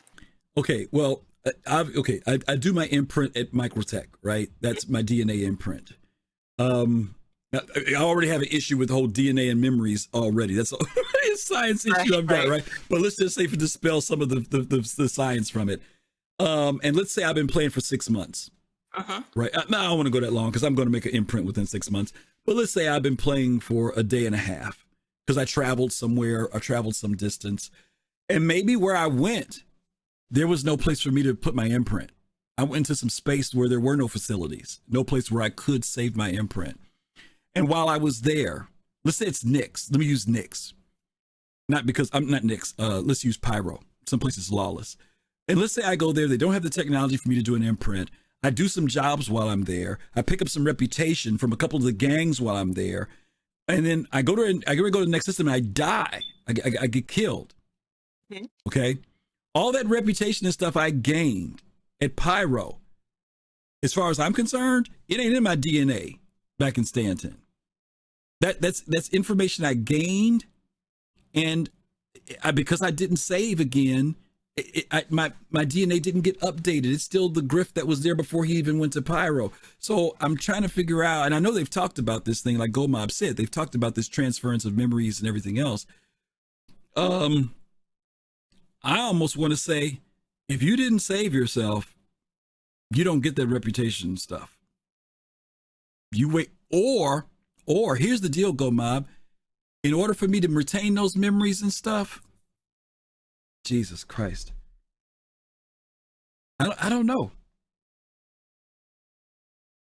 Yeah, we got radio silence on the show for once, y'all. I don't know. Honestly, I don't know how to deal with it. I'm trying to deal with the gameplay and keep it immersive. I'm trying to keep the immersion in reality along with the gameplay. Like you said, it keeps it fun and doesn't make it cumbersome. I agree with you 100%.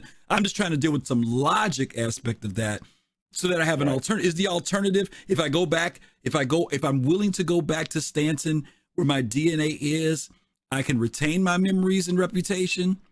Or if I don't want to make that trip back and I want to wake up in Pyro because I don't want to jump those 3 systems, I'm willing to lose the reputation I gained just so I can get my body back there at that location. Reputation is external of your body. Reputation is what people think about you. True. You're right. You're absolutely right. That has nothing to do with it. You're absolutely right. The people would still remember me. So it's about the skills that you gained the last time you stayed. Yeah. And the time you die. Right now, there should be a penalty, but do you go all the way back to where you saved, or do you retain a percentage of it? They've said, and they've mentioned it also, like through their lore pieces, that you're still the same person, but this is something that right now the UEE is actually having issues with. Wait, Jade, hold your thought. I'm not talking about just a general resurrection. I'm talking about when you're dead. I'm talking about when you're starting over. You talking about? Yeah, I ain't talking about no general res. I'm talking about when you died. Forgive me for not saying it clearly, because I was going to say no reputation would go if you're dead. I'm talking about you died. No. Yeah, and your next of kin takes over, and so I believe your reputation should be familiar. Like everybody that there should be a significant degradation of your reputation. So if let's say you were exalted or at the highest level with Twitch, right? And you die and permadeath, and you come back as a new character that has inherited all their stuff, you should They said you carry some percentage, didn't they? Didn't they say carry something a about percentage that? over. Yeah, just a percentage over. Like, hey, I knew your daddy. He was cool. So if you anything like your daddy, I F's with you. But you got to earn your way. You're not your daddy. You got to show me that you got what your daddy had. Yeah, Captain. You got to work your way back up. Captain No Pants confirmed it. He said yes, they did say that you would gain, you take a hit, but you would retain, like you said, you would retain something. Okay. Right. Okay. Okay. All right. That makes me feel better. I thought I was losing. And I'm sorry, guys, I didn't make it clear about when I said die. Oh, no problem. I thought you were talking about like the no. Yeah, like if you just die and wake back up and you still come back as the same person. No, I was talking about like the when you're regeneration piece. dead. I think has a lot of opportunity to make it immersive in the gameplay. And we could talk about now when you talk about soft death. Is that what you're talking about? The regeneration? No. Soft death is just. I'm just talking about these different aspects of like when I talk about the future for this one. We just got our first tier 0 of soft death in the game. They've talked. Some of the complaints that have come up and said, "Oh, when the ships fall, they don't look realistic." Blah blah blah blah. In the future, they said they're going to work on the physics and make all that stuff better with soft death. That's all that's talking soft about. Death is just soft death does not. So, just a point of clarification: soft death is slightly related, but this is not related to death of a space. My question about soft death is: will you start taking injuries from when you have soft death? That's the reason why I put this in here with this. Well, soft death is a ship mechanic. Yeah. No, I get it. But you're in the ship when soft death takes place, right? Like right now, you hit the ground. If you hit the ground on the ship, you're supposed to be dead, concussion. My question is, will soft death evolve to impact you physically as the player? Yeah, like if you hit the ground, you may be injured based upon the level of impact. But if you survived it, then you'll still.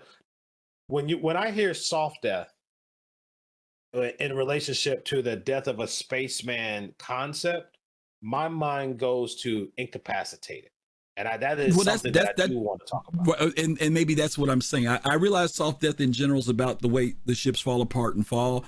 I'm asking in the future, will you be fit? And I don't think right now you're physically impacted, right? If your ship lands on the ground, you're not injured, are you?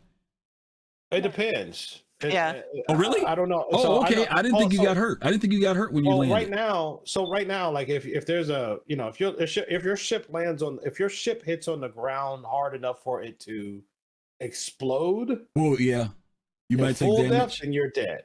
Okay. But if it lands on the ground, then you might get jostled. But the seats in the ship will protect you enough for you to be able to get out. Okay. So it all depends on how hard you hit that ground. Okay. How fast you were moving when your ship went soft death, how fast you hit that ground. Now, the vast majority of the soft deaths will happen in space, right? Yeah. So, of a ship. But when I hear about when you say soft death in the context of death of a spaceman, my brain goes straight to incapacitated. Right. And I've got some fantastic opportunities for incap situations. Okay. Gotcha. Jade, you got any thoughts on that before we move on? Yeah, I just like to reiterate that soft death is like mostly a ship thing, but I could totally see. We've seen things like fire propagation being shown. We've seen them talking about atmosphere escaping if your life support has been killed through soft death. So these things are going to affect your character as a result of fire uses up oxygen. Life support being out means that you're not replenishing that oxygen, right? So like now, like Gomab was saying, you become incapacitated because you can't breathe. And that's not even being like physically thrown. That's just a ship, a result of cascading failures, right? Throughout the ship. So yes, absolutely, ship soft death will impact, some of these things related to your character. Okay. I do want to say one quick thing about NCAP as far as Death of Spaceman. I think in NCAP, we should still be able to like drag ourselves, leaving like bloody trail on the ground. And the more energy we exert, the more time we take off of our life timer, so that we may be able to drag ourselves to a safety, maybe even drag ourselves to like an elevator, or drag ourselves to like a C8R or a Cutting Red or something, someplace where we can, climb. Like if you got enough time and energy left to climb into that bed, like it all, it's like a mini game within itself where you can possibly save yourself. Not just you go down, you got to wait for somebody else. So make it be something where, I can drag myself to safety, put out a medical beacon, those things. I would love to see that. Yeah. That's it. Okay. All right, we're gonna guys. I keep saying we're gonna speed up, but we're having great conversations, and I hope you guys are enjoying it too. But we got like 6 more things to cover, so we got to make this one quick. Salvage. Let's talk about that one real quick. Jade, as you know, the Vulture's out now. The Reclaimer's out now. People are really excited about using them. But this is just tier 1, right? The scraping is just the beginning of the salvage career, right? Talk about that a little bit. Yeah, so there are 3 major types of salvage, and we just got the first one in 3.18, which is hull scraping. So everybody has gotten a chance to play around with it. You already know, but for those that don't, you basically go out and you scrape the skin off of a ship, and you get what's called RMC, recycled material composite, which is highly valuable, almost as valuable as Quantanium. And you can take that stuff back and you can sell it. In the future, the later, we'll have component salvage, where you'll go and strip components off a ship. And I mean, even now, like sometimes when you see a ship explode, you'll see those components. You'll see like a gun. You can like take your tractor beam and like move that gun around, but you can't put that on your ship, take it somewhere and sell it. In the future, that would be a thing. Like you'd be able to, sell a quantum drive or a cooler or a gun or whatever that you salvaged, in addition to the skin that you've scraped off. And then after that, what they call ship munching, which is, I think it's a cute name, which if you've seen the Reclaimer, I think you know what that's all about. You got that big claw, you got those grinders inside it, and that's where now you strip the most expensive stuff off of the ship. You strip the skin, you've taken all the components off. Now you're just getting like down into the raw materials, whatever else just gets ground up. And then, that too would be something that you could sell. You're just going to consume all of the rest of that ship. Absolutely. Gomab, talk a little bit about the future of salvage in the sense of gameplay. What are some opportunities? Because there's this whole industrial career. There are some people who like now, most people I've heard, they're out there with the Vulture, their attitude is like, this is really relaxing, kind of like mining, you know what I mean? But what is like some bigger gameplay aspects of this when it comes to these ships, the Vulture and the Reclaimer? Because I'm sure you've had a chance to go on the Reclaimer, right? Have you done the multi-crew on it? Yeah. And people are pretty excited for that, just for it's barely got all of its salvaging, and people are excited about that already. I mean, there's always, there's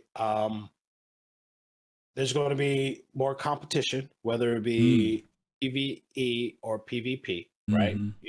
So player competition. I mean, maybe there's like, there's a like hell there there might be something where if I'm getting attacked, I should have a prompt that says send up a mayday for all ships in the region to come help. Now, I may be in my combat ship where I'm like, hey, I'm gonna come help, or I may be in my salvage ship where I'm gonna go and see what happens. Right? But I may not be alone. Yeah. Right? Especially when there's the possibility of, even though the ship has experienced soft death, the question is, once we have repair in the game, will that soft death ship be able to be pulled back from that state? Right? Yeah. Will they be able to recover that ship in any way? And so, there's a lot of questions. Yeah. A lot of potential gameplay paths. Like, if that ship can be brought back from soft death, then maybe that guy, that guy's org is going to show up to keep all the all the scavengers off while the repair ship, the Vulcan, right, is the repair ship, shows up. The Crucible, And- yeah, Vulcan. and the Crucible, mhm, yeah. It comes and does its thing. So yeah. Salvage. We'll see. I'm glad you said that, because salvage is also about recovery too, right? It's not necessarily about breaking the minerals down to their base, scrunching them up and all that other stuff. Salvage can also be like you were saying, and what Jay was saying, if a ship has been blown up and I need somebody to go out there and get the parts for me because my stuff's floating around, right? That could be a whole nother dynamic of salvage too. I'm not hiring you to munch my ship up. I'm hiring you to go out there and get my stuff so I can take it in and get it fixed. Or I'm hiring you to go get the flight data recorder so I can press charges Salvage, on the another person form of that attacked. salvage. Another form of salvage. Yeah. What were you gonna say, Jade? To answer Gomab's question, so one of the things we've been talking about, with soft death is, that it's, well, we haven't actually talked about it, but it's an intermediate state between what we used to have with ships that's blowing up and what's going to be component damage. So to answer Gomab's question, it may not be with soft death, but when we get component damage, that ship that had so many failed components to where it can't fly anymore, that can be repaired. Those components can be replaced or repaired with, like you said, like a Crucible or a Vulture. Absolutely. Okay. Yeah, show up with a ship with a whole bunch of components in it just to replace the power cores, the coolers, maybe the quantum drive and the shield generator. Yep. Just to get it limping back to someplace where it can, get repaired. So I think there's a lot to that's going to go into that. Yeah. Well, guys, just so you know, the Reclaimer, if you're digging the Reclaimer now, you still got tractor beam, you still got drones that are coming. I mean, it is right now it takes 4 or 5 people to do the operation just doing that little bit of scraping, let alone you start getting into real heavy salvaging. So it'll be something else to look forward to. It's a pretty cool mechanic. Let's talk about ship prices. The future of ship prices, cash versus UEC. We've talked about this in the past before, that we pretty much believe that the numbers we have now will probably change, especially in game. Whether they'll change in relation to real money, there's been increases over the years of certain ships. Certain ships have just gone up by $20, $15. Other ships have literally gone up by hundreds of dollars. What are the possible in-game price increases, and will they be still sold for cash later? Jade, let me start with you on this one. Cash versus UEC. Any thoughts? Right. So way back when they first added ship purchasing in game, some of you may remember that the Hammerhead was 22 times more expensive in AUEC than it would have been in dollars. And a long time ago, way before that, Chris Roberts mentioned that ships that were bought as pledges would be at a severe discount, a serious discount compared to what their in-game cost would be, right? And so I remember people were, like, wow, this is crazy that Hammerhead's 22 times more expensive. But I remember that statement that Chris Robertson made, and I think that was probably more in line with what we'll see later, right? When the game is in a much more developed state. Right now they want us, testing all these things, so these ships won't be like, super hard to get in game. But I think that will be harder. I mean, I don't think it's going to be, like a crazy grind, but I think it'll be harder to earn them, which might mean that they're more expensive than they are now with in-game money in the future. But that's just me speculating. It's nothing official. Yeah. Gomab, let me ask you a question. You've played Elite Dangerous. And as you know, one of the difficulties with Elite is that there are people who literally have earned millions, if not billions of dollars. I mean, they've got so much money, they don't know what to do with it. And to a certain degree, it has made them, not want to play the game anymore. The goal is no longer about, acquiring money, because they've just got so much money, right? What has CIG got to worry about that? Have they got to worry about creating a balance that, doesn't make a ship so far out of reach that I've got to literally, for those of you who played Eve, first time you see a Titan, you say, oh my God, a Titan. I can't wait to get a Titan. In real time, it takes 3 months for a Titan to be built in the game. Not to mention the amount of time and effort you have to do to get the blueprints, materials. I think it costs, like, in real money now. Back when I was playing, it was like in real dollars, it was like $3,000 to get a Titan. I think now they say a Titan runs between $3,800 and $4,500 in real US dollars for that ship now. So, you know, and you have to work your way up to even be able to skill up to get one. With CIG, the difference in E, by the way, is that one person can fly a Titan. One person can't do a Javelin. How will they keep the interest in the future with UEC versus cash? Well, you know, is there going to be some balance that they have to do so that you don't spend 5 years to get a Javelin, but also not get one within 1 month? So the cost of the ships, whether it be cash or UEC, at release, is just going to be a proxy for time. And I say that because there's going to be a cost for the ship. It doesn't matter if the ship cost 1 million UEC or 10 million UEC. It'll be based or around 1 the economy. billion UEC.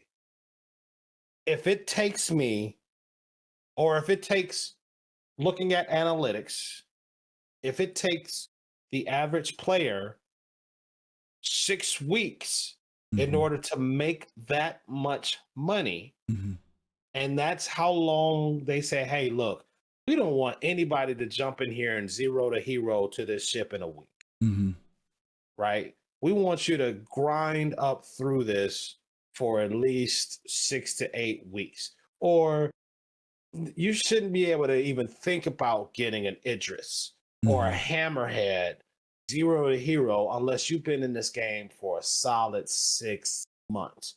And that's if you're saving up every single penny you earn. Right? So how much money, let's say starting at a Aurora or any other of the starter ships, let's just say you play 8 hours a day and you take the most efficient money-making path that we have available in the economy. How much money can they generate in that time period that we think you should have to take to buy this ship? That's your price. I've heard people say that some ships, Idrises, Javelins, are ships that should be almost group effort to purchase versus a solo person being able to solo for. So take that same situation. Let's say it needs to be 10 people to come together to buy an Idris, at least. 0 to hero, if they take the most efficient path of making money, how long will that take? And we don't want you to be able to even think about that for the first 6 to 7, 8, 9, 10, 12 months. So this is how much it's got to cost. Now, if you want to drop $4,000 in the cash store instead of taking that time, then hey, who am I to tell you where to spend your money, rich boy? Okay. You still got to maintain it with AUC. You still got to maintain it, right? So they should.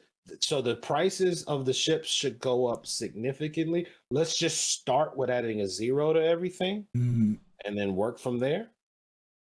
In the cash store, and say, hey, it's still available, but yeah, if you want a freaking, if you want an MSR, it's going to cost you, $2,000. Yeah. You know what I'm saying? Yeah. As opposed to $240. Yeah. We don't want you to just be able to buy the ships. If you wanted those things, you should have supported development when it was at 10% of the current cost. Ouch. You know what I'm saying? The price today is not the price it was yesterday. Okay. And it's not going to be the price it is later. It's not going to be the same price later, basically. Okay. Right. Jade, you got any thoughts before we move on?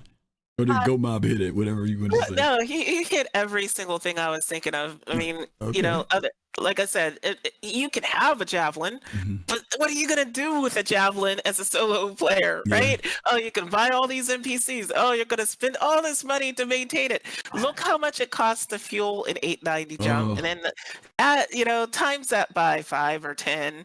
I can only imagine what a javelin's gonna cost to run. Look, if you want to buy a javelin, pull it off the space dock, set it up right outside of Armistice, and backspace and blow that thing up. That's on you. Look, I don't care. If that's what you want to do with it, that's how you. If you want to spend 2 years of your life scrimping and saving and playing, grinding this game, just so you can self-destruct your javelin in front of Port Tressler, have at it, Oz. Who am I to tell you that you're wrong? Okay. All right, listen, we're going to skip one of these. So guys, I'm going to skip this next subject because I do need to wrap this show up. We were going to talk about starter ships, but I think everybody's familiar with those and the future of starter ships. They're going to be around. That's basically what the answer is for that. But I do want to talk about travel because this comes up from time to time. Travel times. Those of you who are around for a long time will remember how joyous it was when we were able to leave Port Olisar and fly to Daymar, or even more, to fly to Hurston. And I remember flying to Hurston took 15 minutes. And we were like, 15 minutes? Are you serious?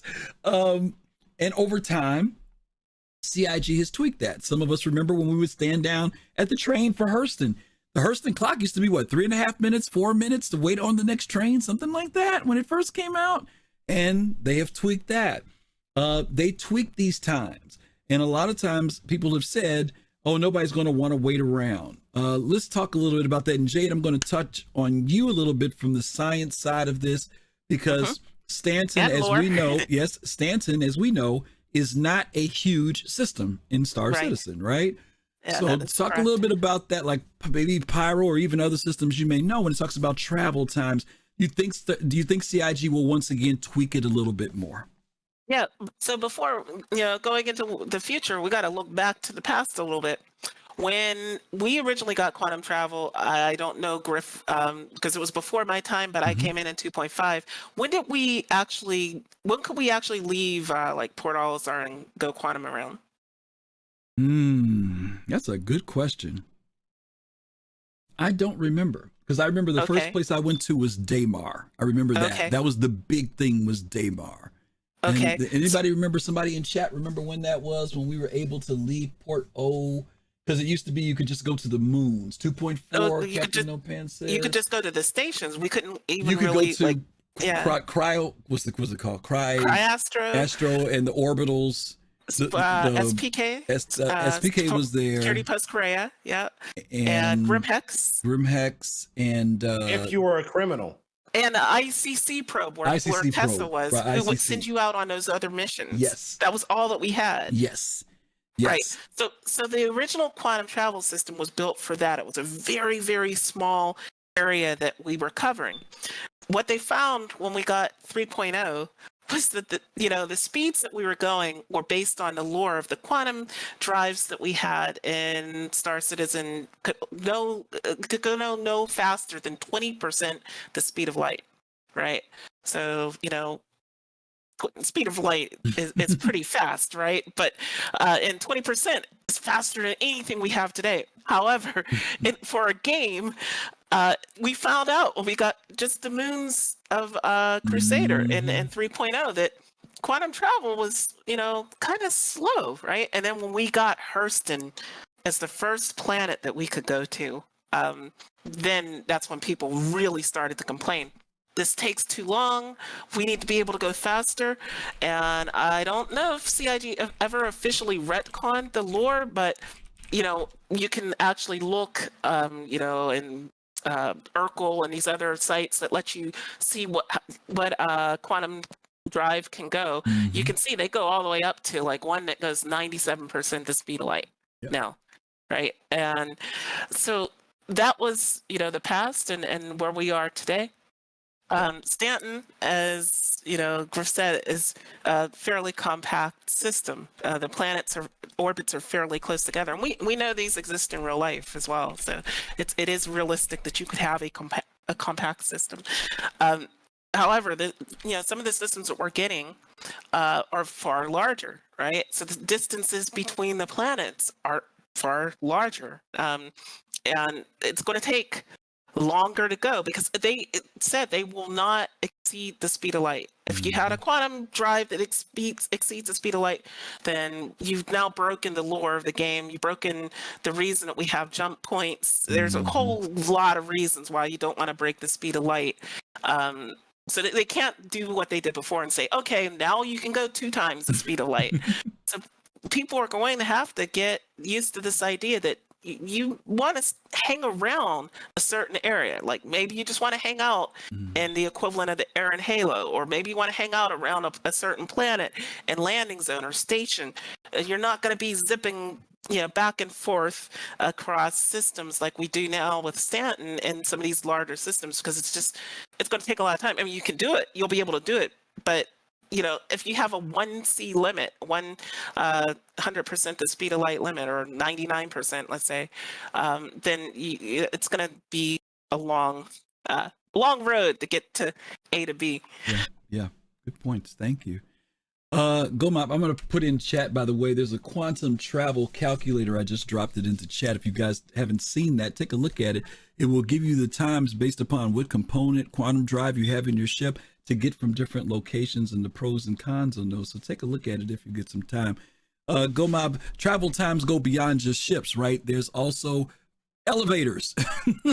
How do you feel about like the idea of the more instantaneous travel? CIG, at one point, I thought they kind of had the travel times in a good place, but then as the stations grew and we started getting not only on the stations, we have what do they call them, hangars, and then we had like the docking collars, right, where the big ships were. It kind of took a couple seconds to get to docking collars. They tried to shave that down. Then they became back almost instantaneous. And then, to be honest with you, me and a lot of other people said it's too fast. That instantaneous thing was like, it broke the immersion a little bit because we've gotten used to having a little bit of time going between those locations. Same thing with the trams. What are your thoughts about this thing with the trams and stuff? Is it bother you? Are you comfortable with those times, that extra 45 seconds or whatever it takes to get from here to there? When you're doing Seas of Orson, you got to take that tram to get way out to the thing. How do you feel about travel times in relation to vehicles and stuff and elevators? I'm good with it. I'm good with there being some travel time. Mm-hmm. I understand it's going to be a sliding scale that they're going to continually be working on and stuff. Mm-hmm. I like the turbo lift concept kind of of things mm-hmm. where they're going really freaking fast. Like these aren't what are they, chain driven or whatever. How elevators, the cable driven elevators or belt driven even mm-hmm. elevators, these are going really, really fast. Mm-hmm. And these stations are really, really big. Yeah. So they should go really, really fast. Mm-hmm. But it should still take a little bit of time. A feeling of time passing. I'm not a big fan of the, door closes, door opens, and I'm here. Mm-hmm. The teleportation thing. I do like the travel time. I can't wait. I mean, there's going to be a day where the game has been optimized enough to where, like, you're riding in an elevator and it's a window and you mm-hmm. can see, what's going on and mm-hmm. where you're traversing, kind of like you are on those trams. I think that'll be fantastic. Yeah. When you do that, but that's CIG. I'm not asking you to work on that now. I mean, at the Hurston CBD, I've always hoped that those elevators at the CBD, the ones that go up outside, that they're glass. I've always thought that would be just such a cool view to be able to see from there. Yeah. Yeah. I asked Jared. I said, "Will we?" This is before we got worse, and I said, "Will we ever have like a elevator that's like the futuristic glass elevator, right, mm-hmm. where you can see outside?" And they put one in the mall in Orson, but I do hope we get to see especially like you said mm-hmm. on the big building, the big Hurston Dynamics building, because those elevators take so long to go up there, and it would be a great Mm-hmm. view, especially with the new reworked Warville. Yeah, absolutely. Yeah, and I wanted to go really fast, and for you to be like looking out the window, like, holy smokes, we're moving. You know want what I'm your saying? Like, knees to bend like they do when you get. well, because I want there to be some kind of inertia dampening in Oh, it. yeah, You know yeah, what I'm saying? yeah. So that I don't feel it. Mhm. But it's you moving. look out the window and everything's a blur. That would be cool. I think that would be amazing. Yeah, on a building like that too, because that's a big building, like Jade said. It's a pretty big climb. I love it. Okay. All right. We hit the travel times. Last but not least, this is one we had a great conversation with before the show. Jump points. And as you guys know, we have wormholes up here in Stargates, and I was explaining to the cast that the reason why I have Stargates up is because CIG did show us a stabilizing gate at one point when we first were introduced to jumping. Now they've made it clear that wormholes will be the means of how we will move back and forth. But I proposed the question to Jade and Gomab about, because they did do that, do you think that they would ever in the future possibly implement a form of a Stargate for some reason? Now that reason could be anything from a race that we don't know about, a system, some technology that's developed later. Maybe there's even some storyline about somebody trying to build one. I'm not proponent for one or against it. I'm only saying it because if you guys remember back in, I think it was 2019, when they first showed us the jump into Pyro, they used a stabilizing gate as the means. But later, they did introduce showing us the size of a wormhole. And we could talk about, Jade mentioned some real good points about in games like Eve, quite often people say, oh, I'm going to sit outside of a wormhole and capture people. Ain't happening. And we'll talk about why we don't believe that'll happen. So Gomab, let me go to you first on this one, and I'll conclude with Jade on this about jump points and wormholes. You've talked about the fact that these systems are going to be big and traveling from one location to another. Like, for example, in Elite, you can spend weeks traveling across the systems. Yep. Even with 100 systems, you don't have to have like the millions that Elite has. It's still going to take time to use these jump points, right? And get around them and safely. Yep. So they have said there are going to be stable jump points and unstable jump points. Mm-hmm. Right? There are going to be some that are temporary passages that are only open for a while. If you have, and they'll be different sizes, right? And you can go through them based upon the size of your ship. The stable ones, I think, is what we saw representation of, right? And those videos where they had built up infrastructure around them. And I think that was mostly, I don't think the infrastructure was meant as a stabilizing force of the jump point. I think the jump point had to already be stable before they say, okay, we're going to build something here because this jump point is persistent. The unstable jump points, I don't know if you don't know, like, we don't know if we're going to have an idea or have information on how long that unstable jump point will remain open, right? We could just, hey, it's unstable. Travel take your through risk. there at Take your your own chance. risk. You know what I'm saying? You might be able to make it back, or it might slam shut behind you and you got to find another way home. Yeah. Right? Yeah. Or, if it's an unstable jump point, you send a probe through, it comes back. Oh, it takes me to a system that a stable jump point goes to, but it takes me to another spot in that system that may be more advantageous for trade routes or whatever. You can use it. You can come back through it if it's still available, but if it's not, you still got the stable jump point, right? You can make those decisions. So when we saw that infrastructure built around the jump points, I don't think it didn't have any interaction directly with the jump points. I just believe it was infrastructure like a base camp, so to speak, or so like, hey, stop here, restock before you go into the into this other system. Hey, this is a place where you could drop cargo or you're afraid at, and disperse it through the system that you're coming from, or this is where you can pick up passengers that need to go to the other place, or this is where security can be stationed in order so that if there is a threat that comes through this stable, they're able to deploy quickly. Good. So that's what I think we saw in those videos, not necessarily stabilizing infrastructure. Right. Jade, what are your thoughts about the wormholes? Talk about that. What we did see later. Exactly. And I love the fact that you keep calling them wormholes, because that's actually what they are. To go back to the whole lore about jump gates, jump points. They're not jump gates, right? Was that, the first one was found out beyond Neptune, in an area that ships were disappearing called the Nessa Triangle. And these are spherical, right, in nature, which is why it makes no sense to call them jump gates, because they're not. You don't gate something that's spherical, right? And what we saw in 2019, when they showed the jump point after that, they made a point to not have that infrastructure there, because they specifically said they didn't want people to think this was a jump gate, and that infrastructure was creating the jump point. Jump points can exist. They exist naturally, and in Star Citizen lore, the infrastructure, like Gomab was saying, can be used to stabilize jump points. And there was a system that got cut off entirely called Oratani, because its jump point collapsed, right? So that might be something we can find at some point in the game, maybe.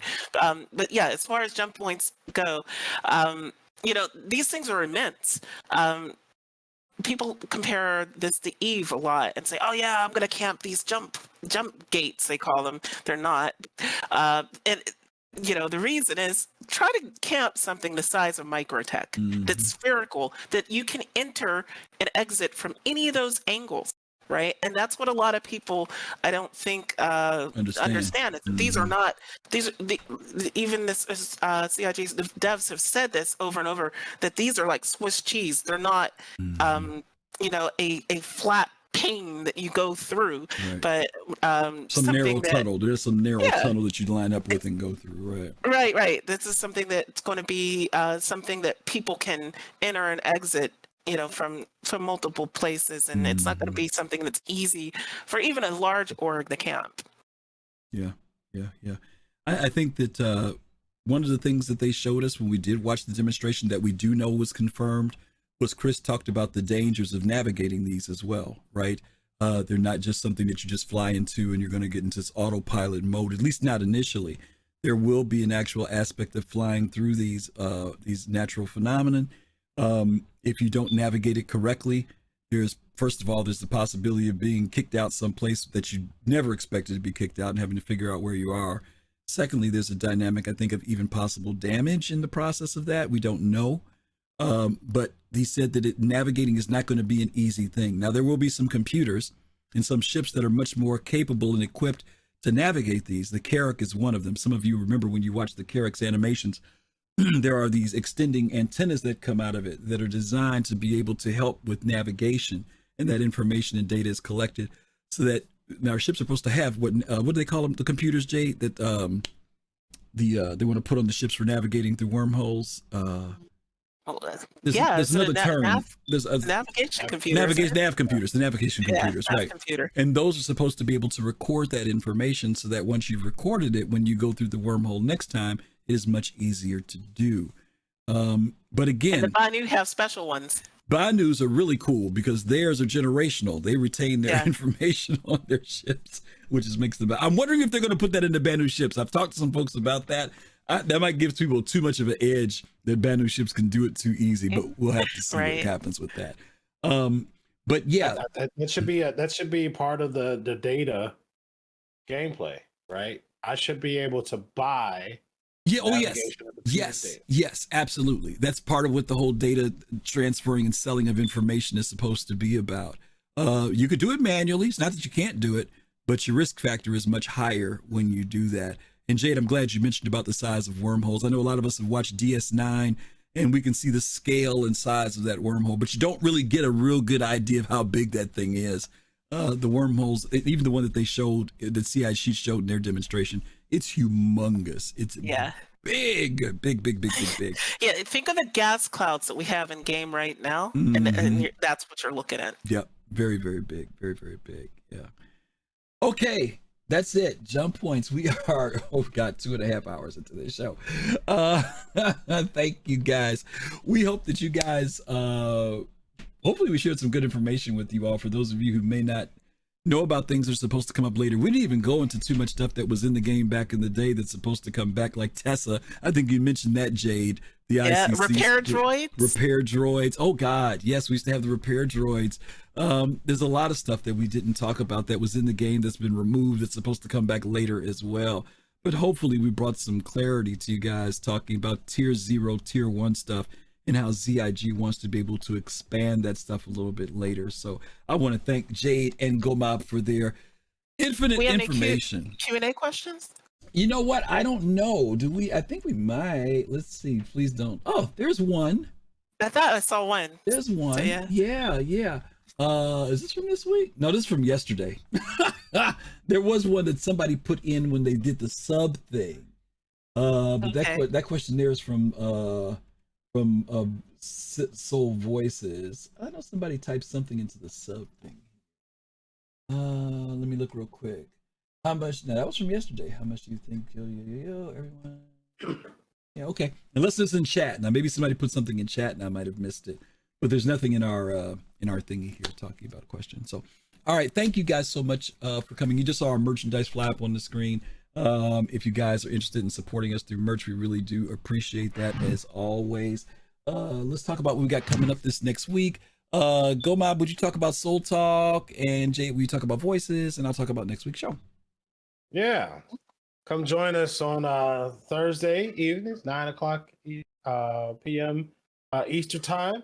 Come join us on the show. It'll be a time for you to come and join the conversation. We are going to be talking about things that are happening in the Star Citizen community, or specifically inside Star Citizen and the state of the game, if there's any patches come out. And it's really an interactive show. So join us on Discord, become a part of the show, man, and let your voice be heard here on Soul Citizens doing Soul Talk. You get to have fun with Fast Card and his terrible jokes. So true. Jay, what you got? Yeah, so Soul Voices is on Saturday, right? At 3 p.m. Eastern time. It's a really fun show. We usually have somebody on, right? Yeah. And me. Yeah, exactly, Griff. And I don't know, will the player haters show up? Player haters may show up. They haven't been there since in 2023. We've got to get the player haters to come back. I was going to say it's about time. That. It is about time. Yeah, it's a fun show. That's the main thing, and it's part of a whole bunch of shows. On Saturday. That's like sort of like a little network of shows. Like you got the Astro Pub. There's Relay Station. Yep, those two are the ones we backed up. Yep, all part of Saturday afternoon and Saturday evening. Yeah, thank you. All right, and next week our show is going to be called Go Speed Racer. Those of you who are into racing, those of you who aren't into racing, you know that racing has become very popular in the Star Citizen universe. We just finished the Daymar Rally. We've got the Stanton 7 coming up. There are new racetracks that have been implemented into the verse in 318. There's the nice little PTV kart racing place that is very cool and exciting and fun. There's a lot of stuff about racing. Some of you own racing ships and you've never been able to really start putting them into use. You've been able to do some canyons and some stuff that you've made on your own, but now CIG has truly supported and sponsored racing in a really big way. So next week, on next Sunday, we're going to be talking about what does it mean to get into racing, the racing mechanics. Hopefully 318 will be going out a little bit further. It's in Wave 2 now. Hopefully it'll maybe be in the PTU for everybody. We'll have to see what happens and you'll be able to experience it. But that's going to be our show on next Sunday. Yeah, and Stanton 7 has been rebranded as System 7 because, we are on a road to Pyro. There you go. And so why let Stanton be the limit? Now and later, right? That's what it was now. Now and later. That's why I added it in there. Okay, awesome. All right, so hopefully you guys will be able to join us next week. I want to give a special thanks to Gomab and Jade for doing the extra this week because they covered a lot of material. So thank both of you guys for that. Thank you guys. Those of you who subscribed, I want to give a shout out to Thrakazog. Thank you, Thrakazog. Abdi Johan, thank you. Saw you guys subbed and I didn't get to mention it earlier, but thank you for that. We really appreciate you as always. Don't forget to follow us on all of our social media. We are going to be doing a raid to Dark Hour 717. I don't think we've ever raided Dark Hour before, so we're going to do that this I like week. Dark Hour. He makes great videos. He does. I saw him. I'm like, shoot, let's raid him. So when you get over there, give Dark Hour a shout. Let them know you came over from the Soul Citizens. If you like what you see, follow and like him. And hopefully we'll see you guys this week on our other shows. And of course, don't forget next Sunday, 8 p.m. Eastern Time. Jade, Gomab, thank you guys both. Thank you. To you guys, stay healthy, stay safe, peace, love, and soul. We'll see you guys real soon. Take care. Peace. Bye.